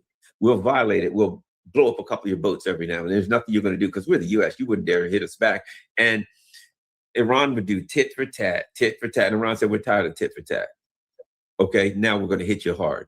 So the U.S. did it, and wham, they hit them really, really hard. And the U.S. was like, and it's a message. Look, we're not playing that anymore. Just because you're the U.S., you think you can arbitrarily and capriciously violate ceasefires anytime you want. And then we just got to, like, if you hit us with one drone, we can hit you with one drone. If you hit us with, no, we're going to escalate. If you hit us, this is a ceasefire, and we're going to escalate. And I think what makes that possible, really? Why is Iran? Because they have the capacity to do this. When you're talking with the U.S., you know, with somebody that considers themselves the hegemon, and Stephen Miller talked about it. The only thing we understand is power. We have the ability to take your stuff, so we should take it. We have the ability to knock you in the head and take your money, so it's not your money, it's ours, right? Stephen Miller said it. If I live in a world where the only thing that determines my limits is the limits of my power, then great. Then now you're living in that world. And Iran, the only thing that determines their limits is the limits of their power. And guess what? They outrange you. In that region, you're outranged. So guess what? That's what you asked for, Stephen Miller. And Iran says, fine, we outrange in this region. We'll knock you in the head anytime we choose. There's nothing you can do about it. And I don't know if you saw the IRGC military guy coming out basically saying, look, if you don't remove the blockade, we're going to expand this to the Indian Ocean. Like basically saying we will escalate the war, which again is amazing. They're talking to a hegemon. Not anymore. That's mind blowing. No, not anymore. They ain't. They're saying this is our region, and in our region, we'll decide. At least I put it to you like this: they're not really saying it's our region. Here's what they're saying: we'll fight you toe to toe. Yes. We're not going to give you a up. We're not going to allow you to say we can escalate and you can't do anything about it. If you escalate, we're going to fight you toe to toe. So you're going to keep the blockade? Well, we'll fight you for that blockade. You're going to do this? We'll fight you for that. No, we will not allow you to escalate, and then we just got to sit there and take it. We're not saying that you ain't going to win or you ain't going to lose, but we're going to fight you every time you throw a punch, we're throwing two. And I think that's their position. The U.S. can't handle that. No, they can't. I mean, this is like imperial overreach. Like to know, like how can I say this? We have taken the wrong lessons from things, right? Like when Trump went into Venezuela, he's like, oh, that's easy. Like, meaning this is war on the cheap. We can, let the CIA go wild in Ukraine. This is war on the cheap. Let's knock over Iraq and Afghanistan and Libya and Syria. Okay, this is war on the, meaning, and then you get into Iran. This is not war on the cheap. This is different. We have learned the wrong lessons. And somewhere along the way, and it's funny hearing all of these defense people come out saying, like, I think Gates came out and was like, this was insane. I can't believe he would have done this. Netanyahu has been trying to get people to do it forever. Trump has done it. Okay, fair enough. If it wasn't Trump, it would have been somebody else. Mm-hmm. The entire point of taking down Syria and Libya, et cetera, was to get to Iran. They were always going to go after Iran. It was inevitable. The only question became, when was going to, God, Jesus Christ, it sounds like Xi Jinping. I was talking to Carl earlier today, and he was pointing out how Xi Jinping was pointing in one of his speeches about the Tiananmen Square massacre. Like, this was always going to take place. And because it looks like a Ukraine-style color revolution. And that's, I guess, the way I feel about this. Iran was preparing for a thematic, inevitable struggle with, for all intents and purposes, God Emperor. And they prepared for that smartly, whereas the US fully believed that this was a foregone conclusion. And it's amazing to me that we believed it was a foregone conclusion. And yet, again, if you're sitting in the presidency and every hammer or every problem looks like a nail and you're a hammer, that's the way you think about going about it. But I don't know, it's wild. It's just, this is the new norm. And by the way, just to be clear, I'm not an Iranian triumphalist. I'm not one of these people who believe that this is over with, the hegemon gives up, because that's not a belief. But it is something different in the world that wasn't there before the US attacked Iran. Well, you see, here's the thing here. You've got to accept the reality when you're talking about a country that believes it's a unipolar moment, it's the hegemon, it's the world power, right? And that we can dominate people and push them around. Okay, that the time will come sooner or later when they can't. And they're going to have to face that. And this is simple. That time has come. It was inevitable. You know what I mean? Technologically speaking, militarily speaking, economically speaking, it was inevitable that an empire is going to run to the point where it can't boss people around and do whatever it wants. And all we're doing right now is navigating through that inevitability, as I see it. And so let me add something that I think is relevant, right? Here's an article. Critical part shortages threatens German army capabilities. The German armed forces could see their operational capabilities severely limited by a growing repair backlog caused by a critical shortage of spare parts, according to media reports, right? Now you go on, and only half of their self-propelled howitzers, Marder infantry fighting vehicles, armored personnel were operational as of May. Okay, here's the thing about it. At a time when Germany's like, we're rearming, we're going to be powerful, we're going to be ready to fight the Russians in no time. And they're sitting there right now where they're being deindustrialized. Their economy is in the toilet. And as they talk about rearmament, meaning making their military larger and more powerful, the reality is that the military they have now is weaker than ever and is not even capable of fighting a war, right? And why is it important? Because the U.S., and this is supposed to be an ally, Germany is supposed to be a very powerful military ally of the U.S., and it's not even a paper tiger. But the U.S. ain't even a paper tiger anymore. We're not a tiger on paper. We're a kitten on paper. Everybody knows we're running out of stuff, and the stuff we have, we don't have the, technology. Our stuff is obsolete. Tomahawks are from the 1980s.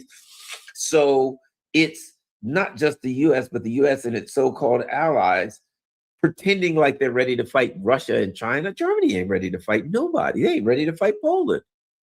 And the U.S. is not ready to fight Iran. And they're talking about fighting Russia and China.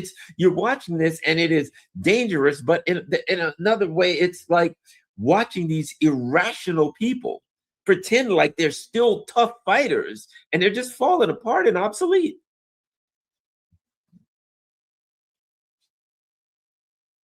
Oh, you're Yeah, there we are. Yeah, they don't seem. Give me your take on this. You've been in media longer than I have. They just talk this way, and I don't even know if a president could talk differently. Like meaning, regardless, as the Iranian person, as Aragachi pointed out, Foreign Minister for Iran, the U.S. is not living in the real world. Like he's pointing out, like, dude, you guys are talking nonsense right now. This is not the reality on the ground. This is something else, which means that it's most likely will be very difficult for them to bring it into the war if they can't necessarily be honest about the causes of the war, why they're there, or even the U.S. capability around it. But I got to be honest, I don't think they would have ever been honest about it. And the media wouldn't allow the president to talk differently anyway. Give me your take on this one. You've been in media longer than that. No, well, I'll put it like this. The U.S. fought, Afghanistan and Iraq and people like that, and then talked about, look, we defeated these people. Look how powerful we are. So the context was, I fight somebody that I can easily defeat, and then I say that makes me a great warrior. Right. So there was a narrative, and because being the hegemon or the unipolar moment or the empire is all a narrative anyway. It's all about having people believe that you're this great power, right? Because you could never really exert power over the whole world, right? If the world just fought back, you just got to make sure everybody's too afraid to all fight back at once. Right. And so what's happening is there was a narrative, but now the narrative was finally tested with what could be considered, peer military technology, or at minimum, a powerful, very prepared, very motivated regional power. Maybe super regional power, but regional power militarily. And so all of this bravado and all of this narrative about your military supremacy was put to the test, and it was a fraud. And now it's been revealed as a fraud. And now, you have to deal with the reality that everybody knows that the narrative has collapsed. And that's all you have. Ukraine is winning. You've been seeing that lately. Ukraine is turning the tide. Ukraine's winning. I mean, all they have is these narratives. Yeah, I guess that's true. I mean, the fact of the matter is these narratives are effectively falling away. And I get the sense that this kind of media would throw a tantrum if indeed you just spoke to them honestly, which Trump wouldn't be able to do in the first place. I don't think Trump would do, especially on his watch. But yeah, these narratives are falling away. It's just wild to me that reality seems to matter less. Like I felt that way when I worked at the network, where it's like, this is, Putin is just trying to run all the way through Europe. This war started for no reason. Russia blew up its own pipeline. And you're sitting there thinking to yourself, this is Alice in Wonderland. What are these people talking about? And they dutifully report whatever comes out of the White House, regardless of how ridiculous it is. Even the oil, like the gas prices have dropped to like 4 and some change. It's probably because in their minds, Trump doesn't seem to have, let's say, the stones to start another assault, meaning they don't believe it. They don't seem to believe it. I could be wrong. Otherwise, why is gas going down? Yeah, I remember I was trying to see it where this woman came to Radio Sputnik, and here we go. Right. Let me get something to drink. I'll be right back. Sure, go ahead. But no, I'm listening. Yeah. Sure. This woman did this thing after a week of Russian propaganda. I was questioning everything, right? And so her job was to come there from PBS and to hang around Radio Sputnik for a week. And so she talks about she came there for a week and listened to everything that was there. And she goes on, that they're supposedly, making you question things that you already knew, that it's something. And what she's saying is, See, I put myself on a week-long radio Sputnik-only diet. I also spent a day in its newsroom speaking. What I found was a stranger picture than I anticipated, one in which I began to understand how persuasive disinformation could be, right? She was getting persuaded. Why? Because she was living off a narrative and people were saying things. I remember talking to her, talking to other people who had come to Sputnik, and I'm like, okay, well, you know, I don't care what you believe or what I believe. Here's the facts I have. And if you want to dispute them, fine.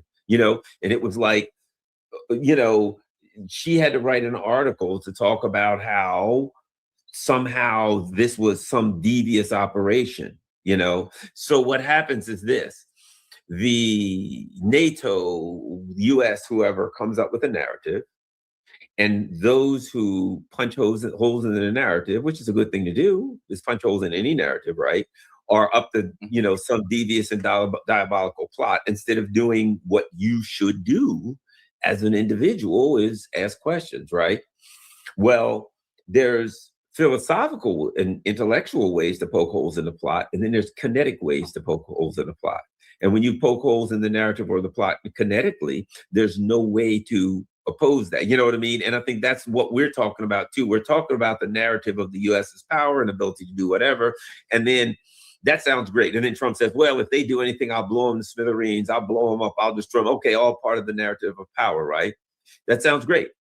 That sounds like a narrative of power, and it looks good on Fox News, and everybody says, man, you guys are still strong. But when Iran responds with missiles and blows things up, when they say, if you do this, we're going to respond, and it ain't going to be with a narrative, it's very, very powerful.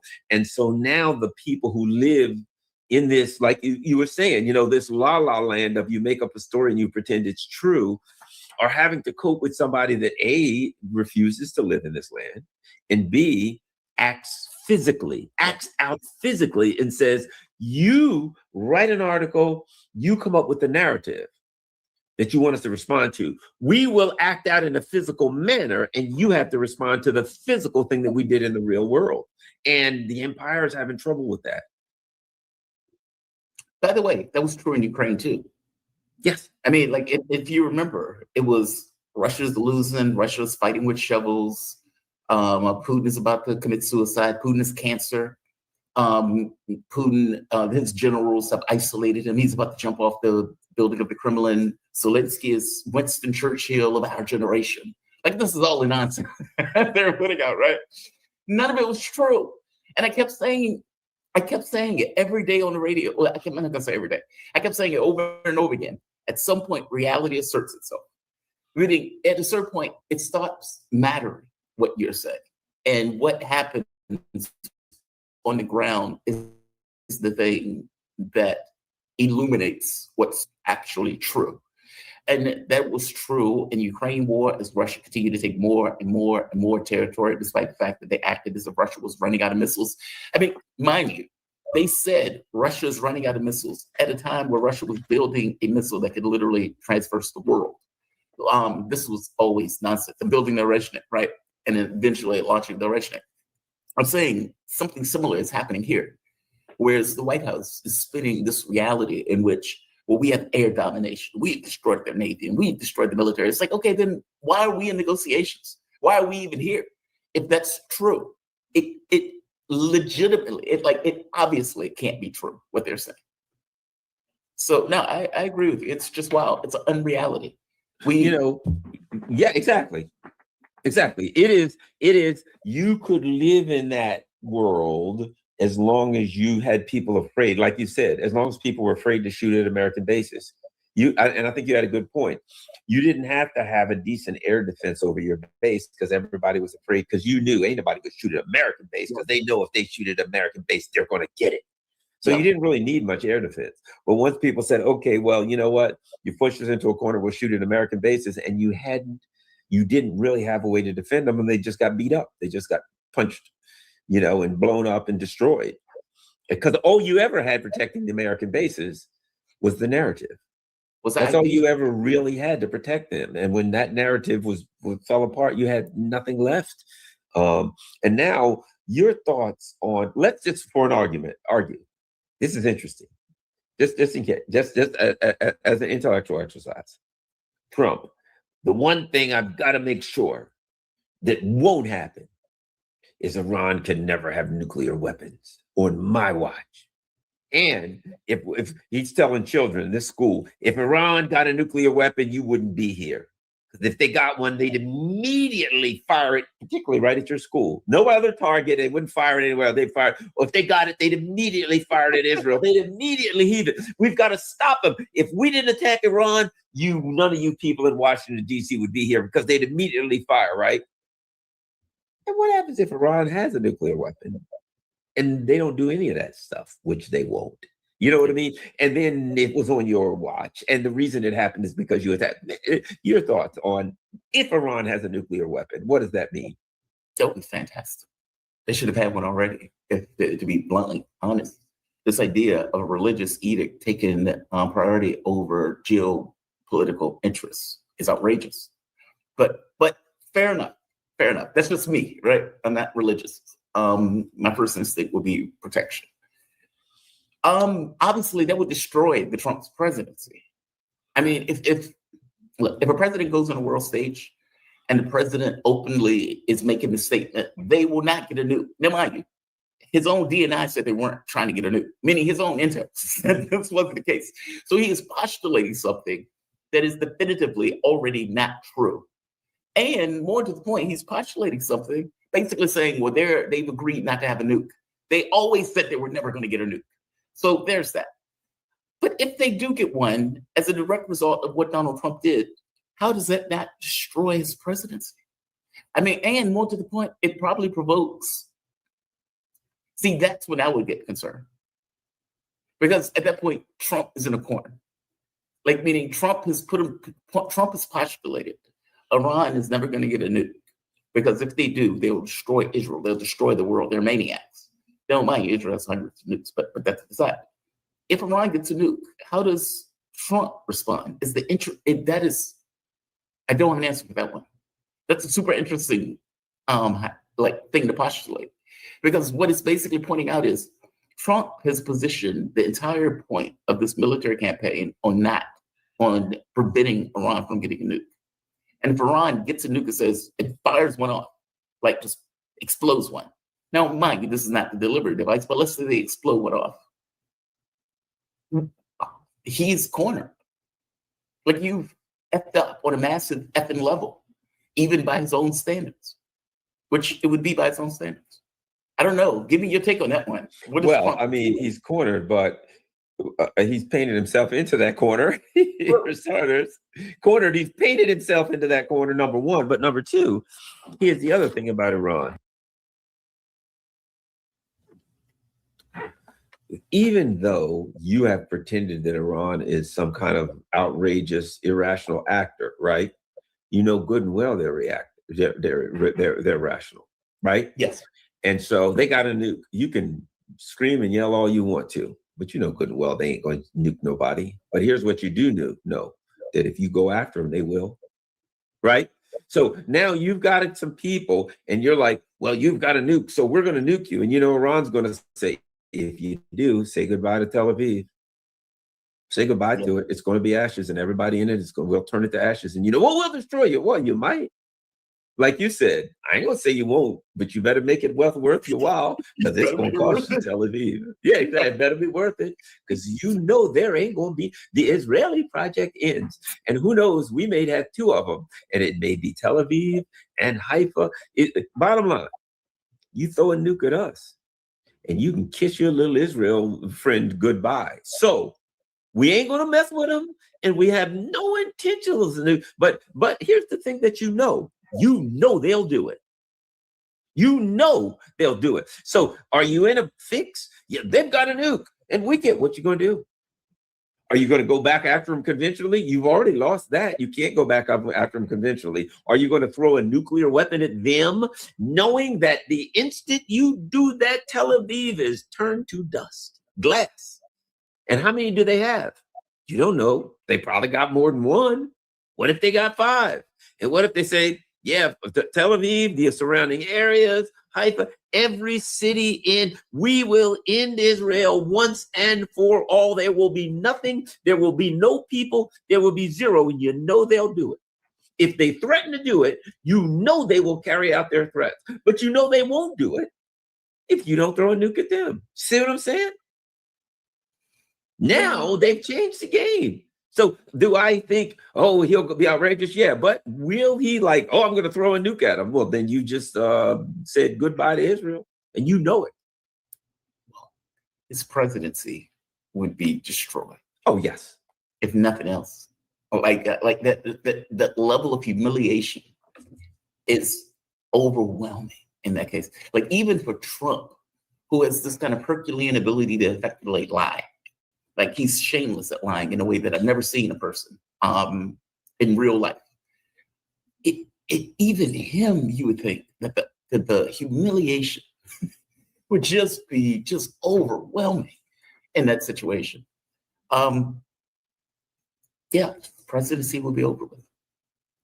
I think effectively by the time the numbers start really hitting. Right now, we're in some fake time where they're able to use the strategic reserve, pump a liquidity into the stock market. They're able to play some games to hold off what's coming, right?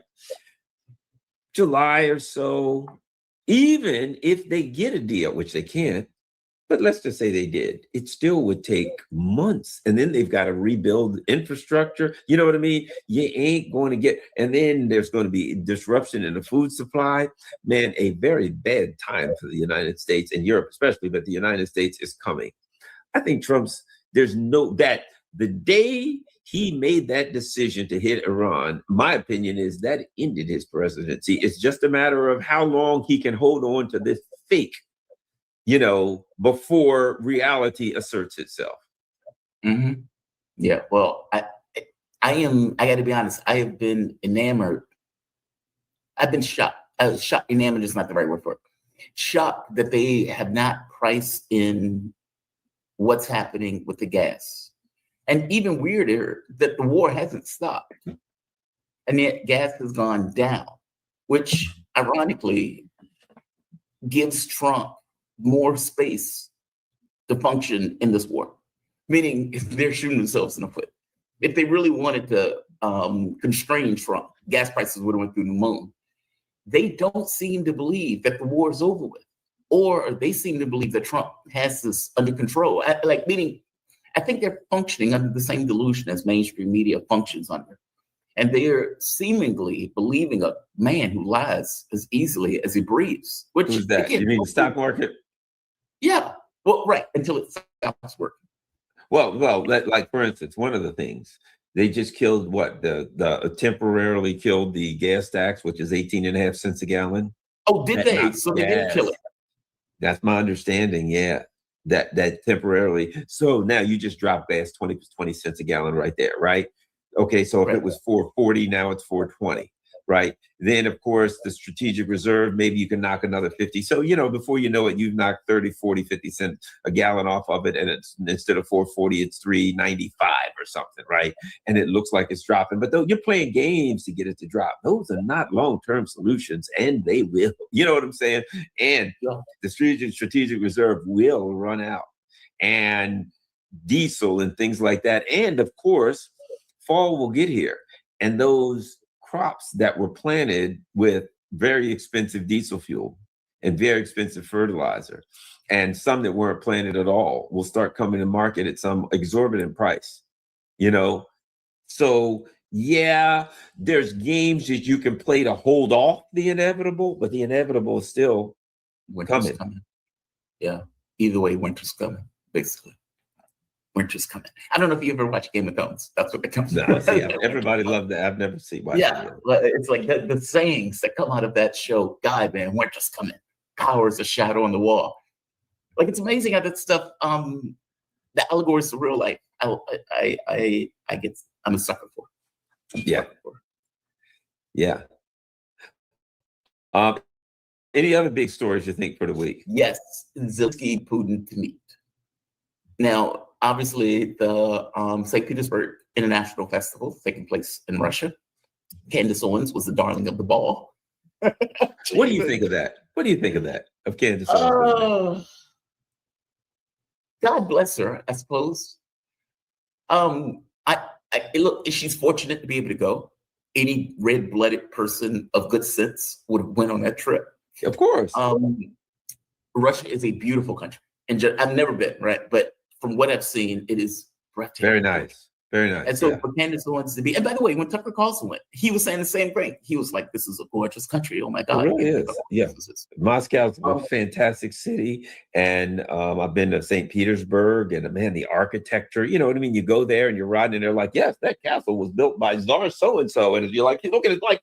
Look at this castle. I was in the middle of the city and there's castles. Oh, yeah. Well, look at that one over there. Holy crap. You know what I mean? It's like unbelievable. Yeah. And so I don't blame her for going in the least. Yes. And obviously she's going around looking like, wow, this is impressive. And to be able to go to the festival, to see the festival, there's obviously a media value in the American audience being able to see what Russia looks like in earnest and hearing it from somebody who is also American. To be able to, hey, I saw XYZ, this is what went on, this is how I was treated, this is what it looked like. And, you know, for Candace Owens, one of her big things is family values. Like being a mom, being a wife, being in a marriage, et cetera, et cetera. That's her thing. That's who she is. Yes. And so when Russia has this big push for this notion of family values, for obvious reasons. I mean, they were in 2 world wars where they lost tens of millions of human beings. And there's the expectation that another war is ultimately coming in the way that Europe is effectively behaving, providing they don't economically collapse before they get to that point. The point that I'm making is this is not as odd of a couple as I think people may imply. Yes, yes. And all of the media has only given it additional media. right? By attacking her. Yep. Has only made the story much larger than the story might have been otherwise. Now, God bless. God bless.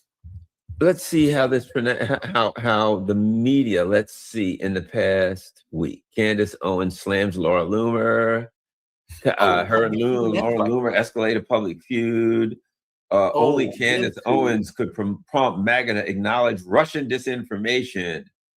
Candace Owens accused of spreading Russian propaganda. The New York Times, Russia rails against the West, but welcomes Candace Owens and Andrew Tate. You know, this Russian disinformation propaganda, they're trying to play, go after her. And, you know, and they always say something that really has no substance. Propaganda, disinformation. You know, I'll never forget, I had a caller. I've had these types of things happen on my radio show, yeah. And he said, "Oh, well, I can't believe I'm on WPFW hearing this Russian propaganda." And I said, "Well, you know what?" I said, "Hey, this is, you know, a very open show, and I'm open, and I'd like to hear it. I wouldn't want to spread propaganda. So I tell you what. Specifically, what did I say that you disagree with? We can discuss it in the open." The guy's like, "I'm not sure. I don't know." You know what I mean? Yeah. You listen to Russian propaganda, you're uncomfortable with it. But when somebody specifically asks you, what is it? You don't know.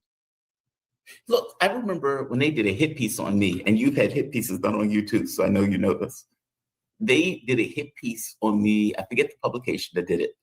And he said something to the effect of, and Mark Sloboda said so-and-so and so-and-so. And Jamal said, he's right. Now, mind you, they didn't say anything that we said was wrong. Like that is the aggravating part about stuff like this. As you point out, what did I say that you disagree with? We can talk about it like adults, right?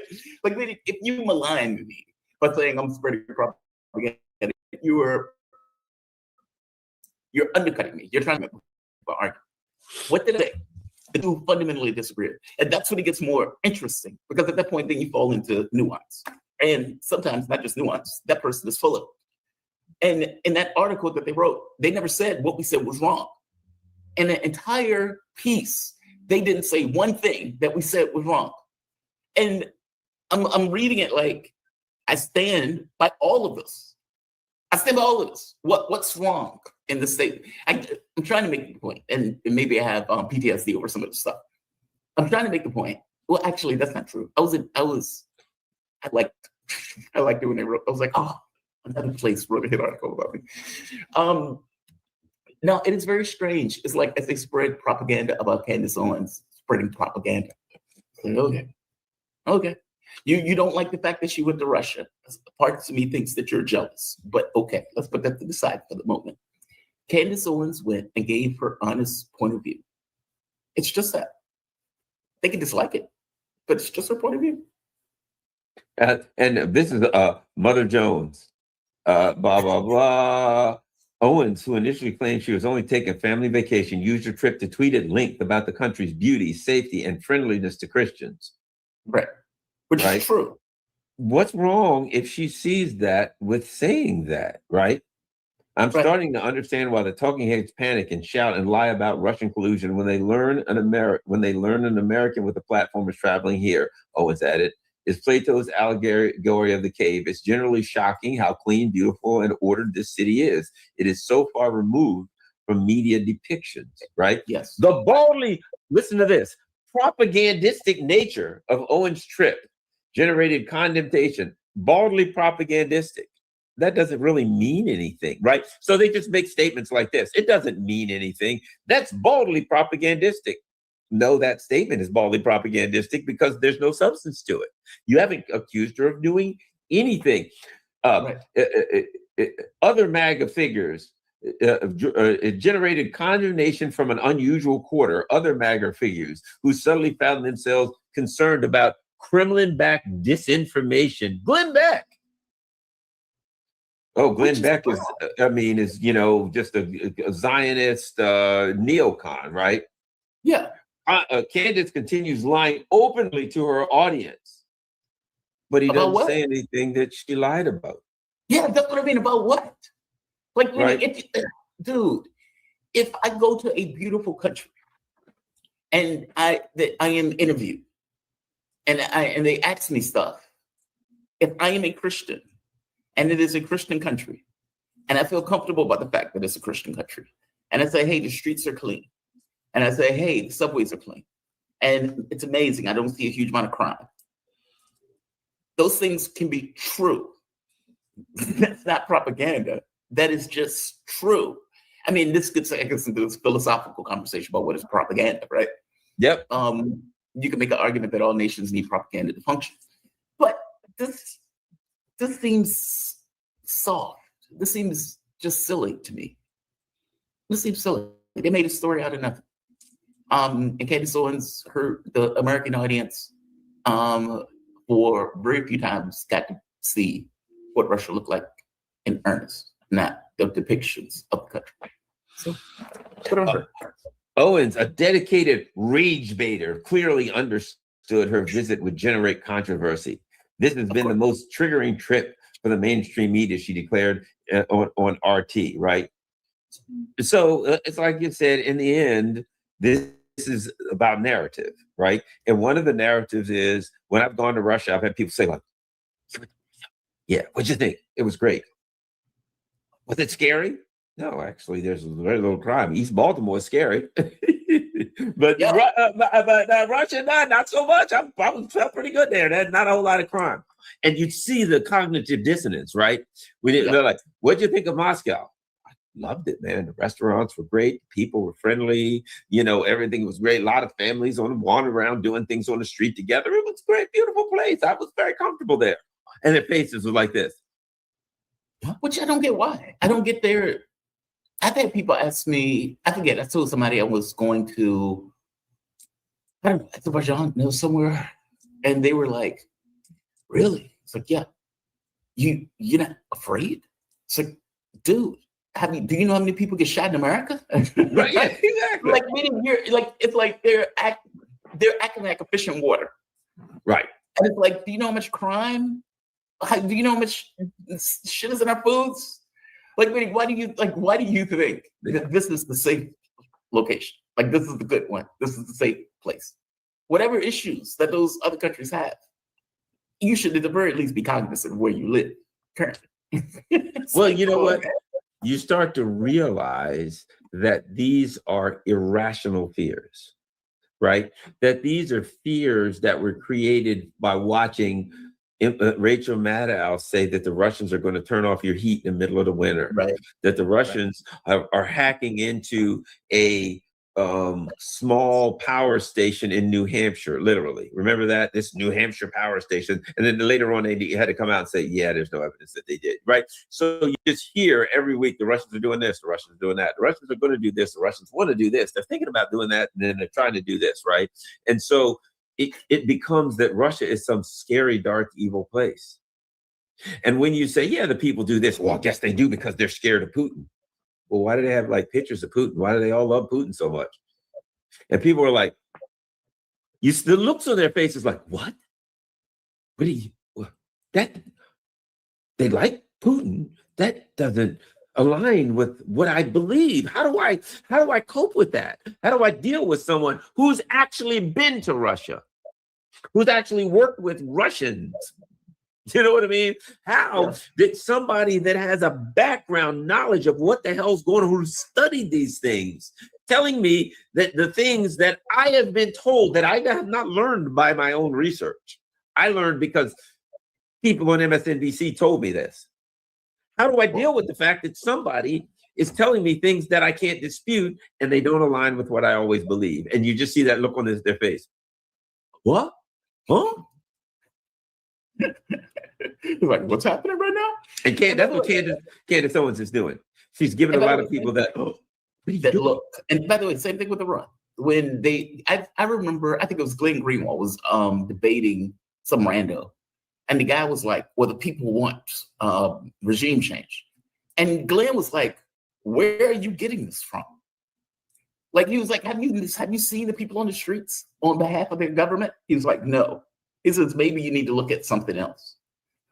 Meaning whatever you were watching, whatever Fox News program you were watching, that told you that the people were okay with the United States bombing their country, you're out of your mind. That is not the way typically things work. Usually if the U.S. was attacked, I would be on board to defend the U.S.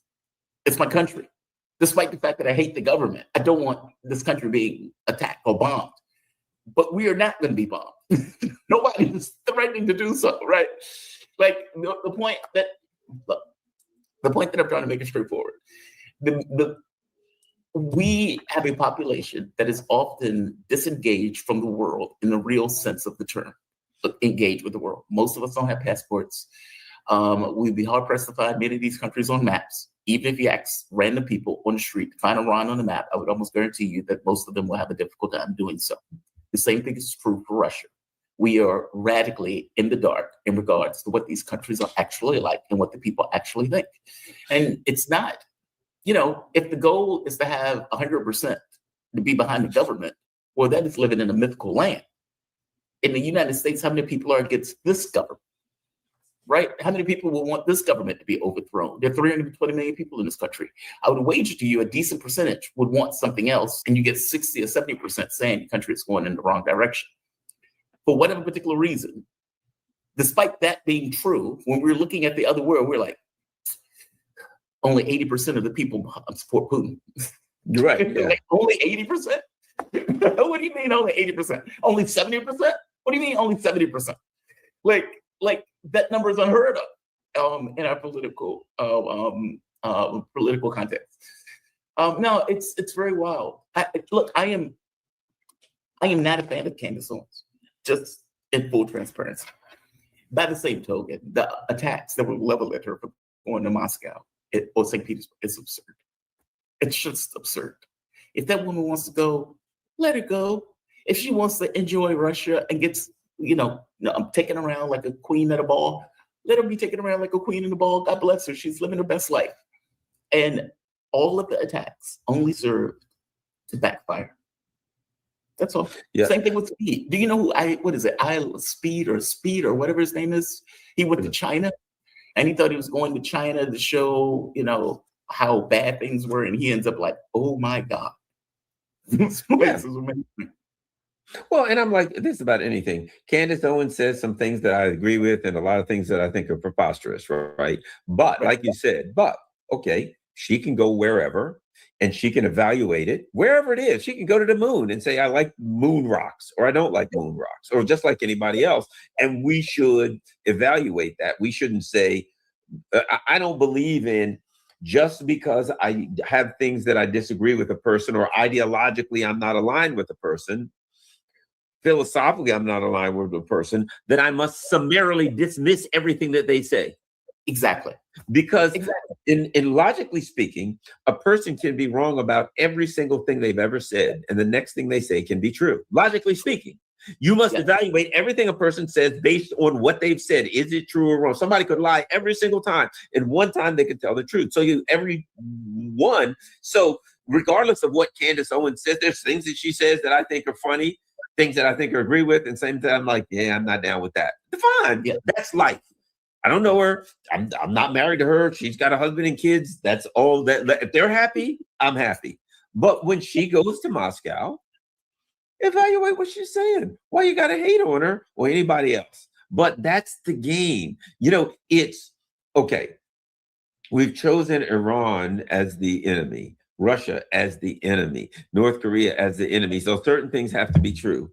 Their leader must be crazy. Yeah. Their leader must be a dictator. The people must be all begging to overthrow their government. Every one of those countries, certain things must be true about every one of those countries. And it's like a generic cookie cutter thing. Well, country X has lots of oil and they won't give it to us. Well, that means they have a dictator. Oh, really? And the people all hate him and they want regime change. Oh, really? What do you know? They have no freedom. Did I mention that? They have no freedom whatsoever. Every one of them. When they got oil and we want it and they won't give it to us, all those things are. And if somebody says, well, I don't know, they do kind of like their leader and I don't think he's a dictator, then you now are a propagandist for them and you're some kind of a traitor. You're not allowed to say things that are outside of the norm. Look, you could say something about another country that's wrong. That's can't be supported. You got a right to say that. I can argue against it. Yeah, agreed. Look, I agree with you. Everything that you said, I agree with.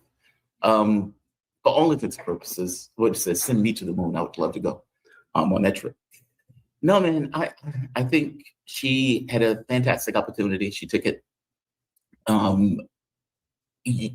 You can go to a country and no, I agree with you.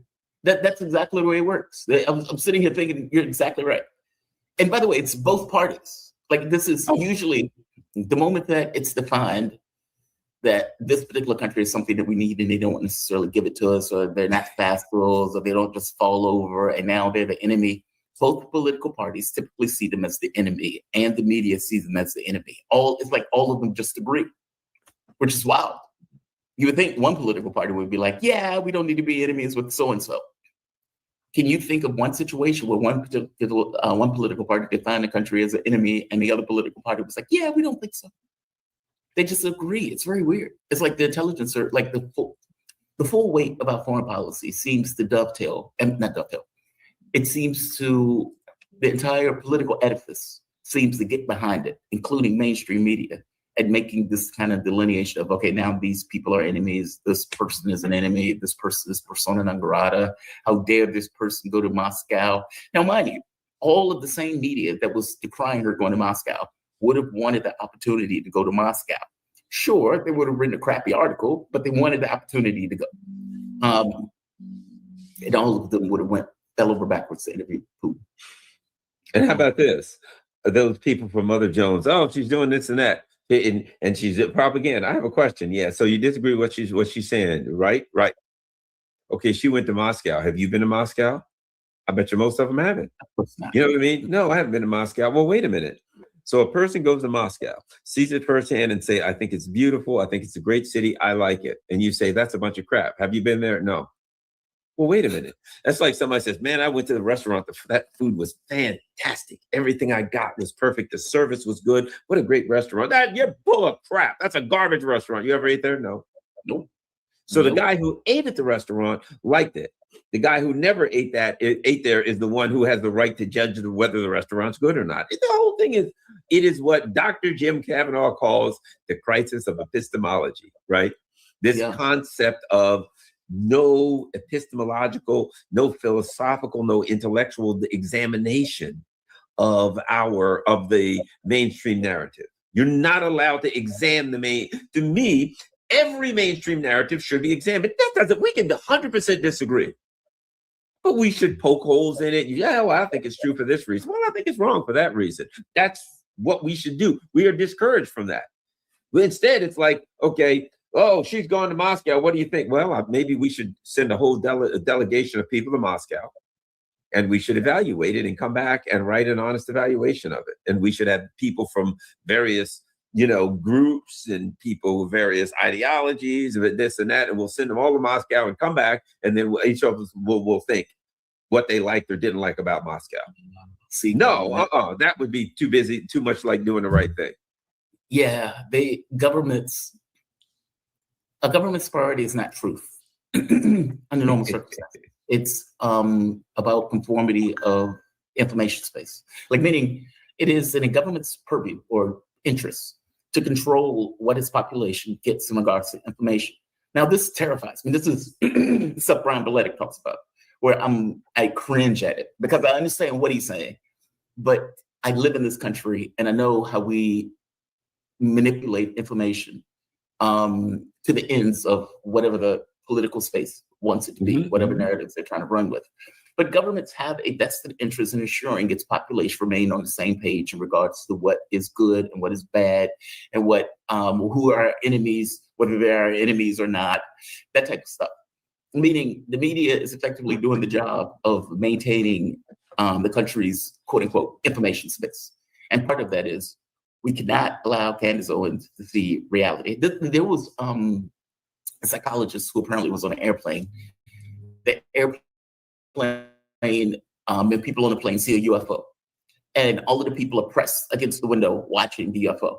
And when it lands, they talk to the psychologist and they're like, "Did you see it?" He was like, "Nope, I didn't look because I don't believe in UFOs." Right. It's that, right?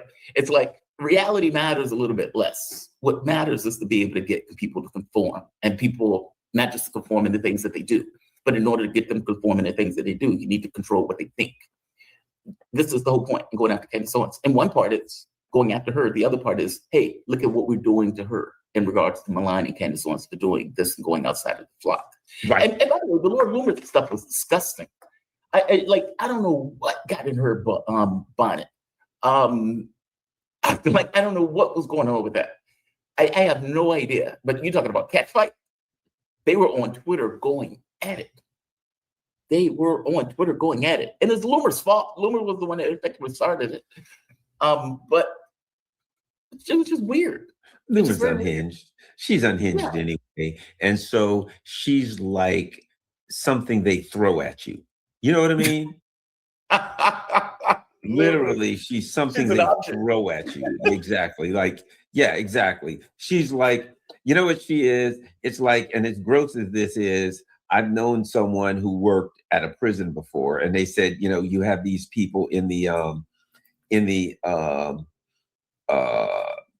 what do you call it? You have to watch it, because when you have some of these like really mentally ill people in a lockup, and they will like get feces and urine in a cup or something, so that when somebody opens the sliding thing, they can throw it at you. That's Loomer. That's what Loomer is. She's that species. She's that disgusting, unthinkable thing that the machine throws at you, and you're like, "Oh God, I think that got on me. Oh, quick, please get some bleach." That's what she is. When she tweets at you, use bleach, some kind of bleach on your computer, and wipe the screen off, because it's got some kind of an infectious disease on it. That is so gross. Yeah, that's Laura Loomer. God, that's so gross. I mean, people, if anybody has ever watched one of those prison shows, they don't know what you're talking about. It's so gross. Yeah, it's so gross. And I think that's a great metaphor for Laura Loomer. Yeah, I think that's a fantastic metaphor for Laura Loomer. I think it's dead on. In fact, I don't think it quite does it justice, but yeah, close enough. Yeah. But no, I'm glad she had the opportunity to go. Good for her. I loved it, man. And she doesn't seem to be bothered by the fact that all of these people it's really nice. It's really beautiful. one of the things that stands out about Russia is you can't walk 2 feet without like some kind of a World War II memorial. Yes. You know what I mean? Everything is a World War II. Every building, every bench, every plaque, everywhere is a World War II memorial. And everybody you talk to, like the people I talked to when I was at Sputnik, everybody's like, yes, I lost both of my grandfathers. Everybody lost both of their grandfathers. Everybody, right? And you realize the idea that a Russia would attack Europe and they want that again, after what the hell they've been through, is one of the most preposterous arguments, one of the most sick and diseased arguments that could ever be when you go to Russia and you see what they sacrificed, you know, to save themselves against the Nazis.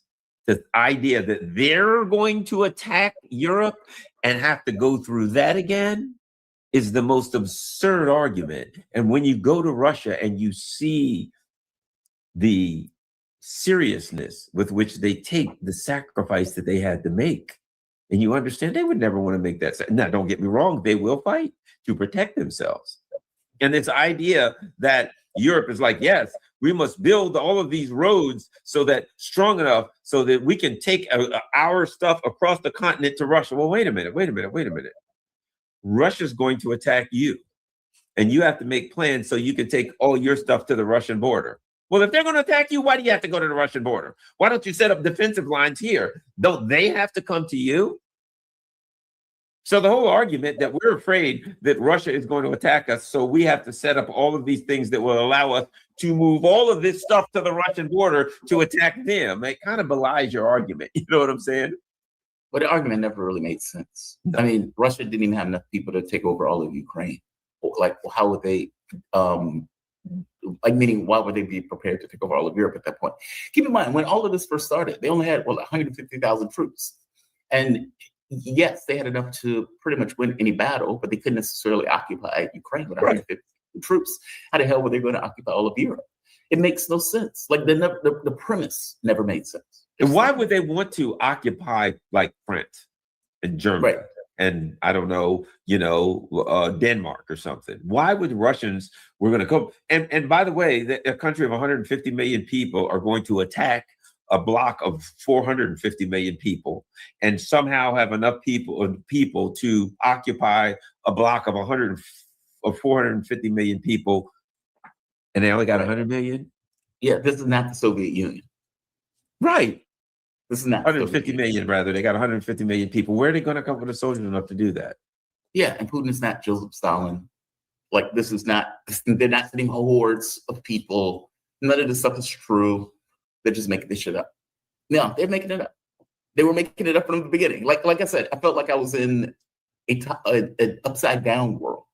I was like, and because we would have to listen to the stuff that was coming out of Europe and coming out of the US and the Biden constantly. And it's like, these people are functionally insane. The stuff that they're saying is just so out of whack. It just doesn't even make sense in regards to like practical realities on the ground. Didn't stop them from saying it. And those are the same people that are attacking Candace Owens now. So, yep. All right, man. Well, I'm going to get running. I think I'm going to go kind of relax and watch the Knicks Spurs game and lay across the couch and watch the basketball game. I think that's what my Cool. Follow me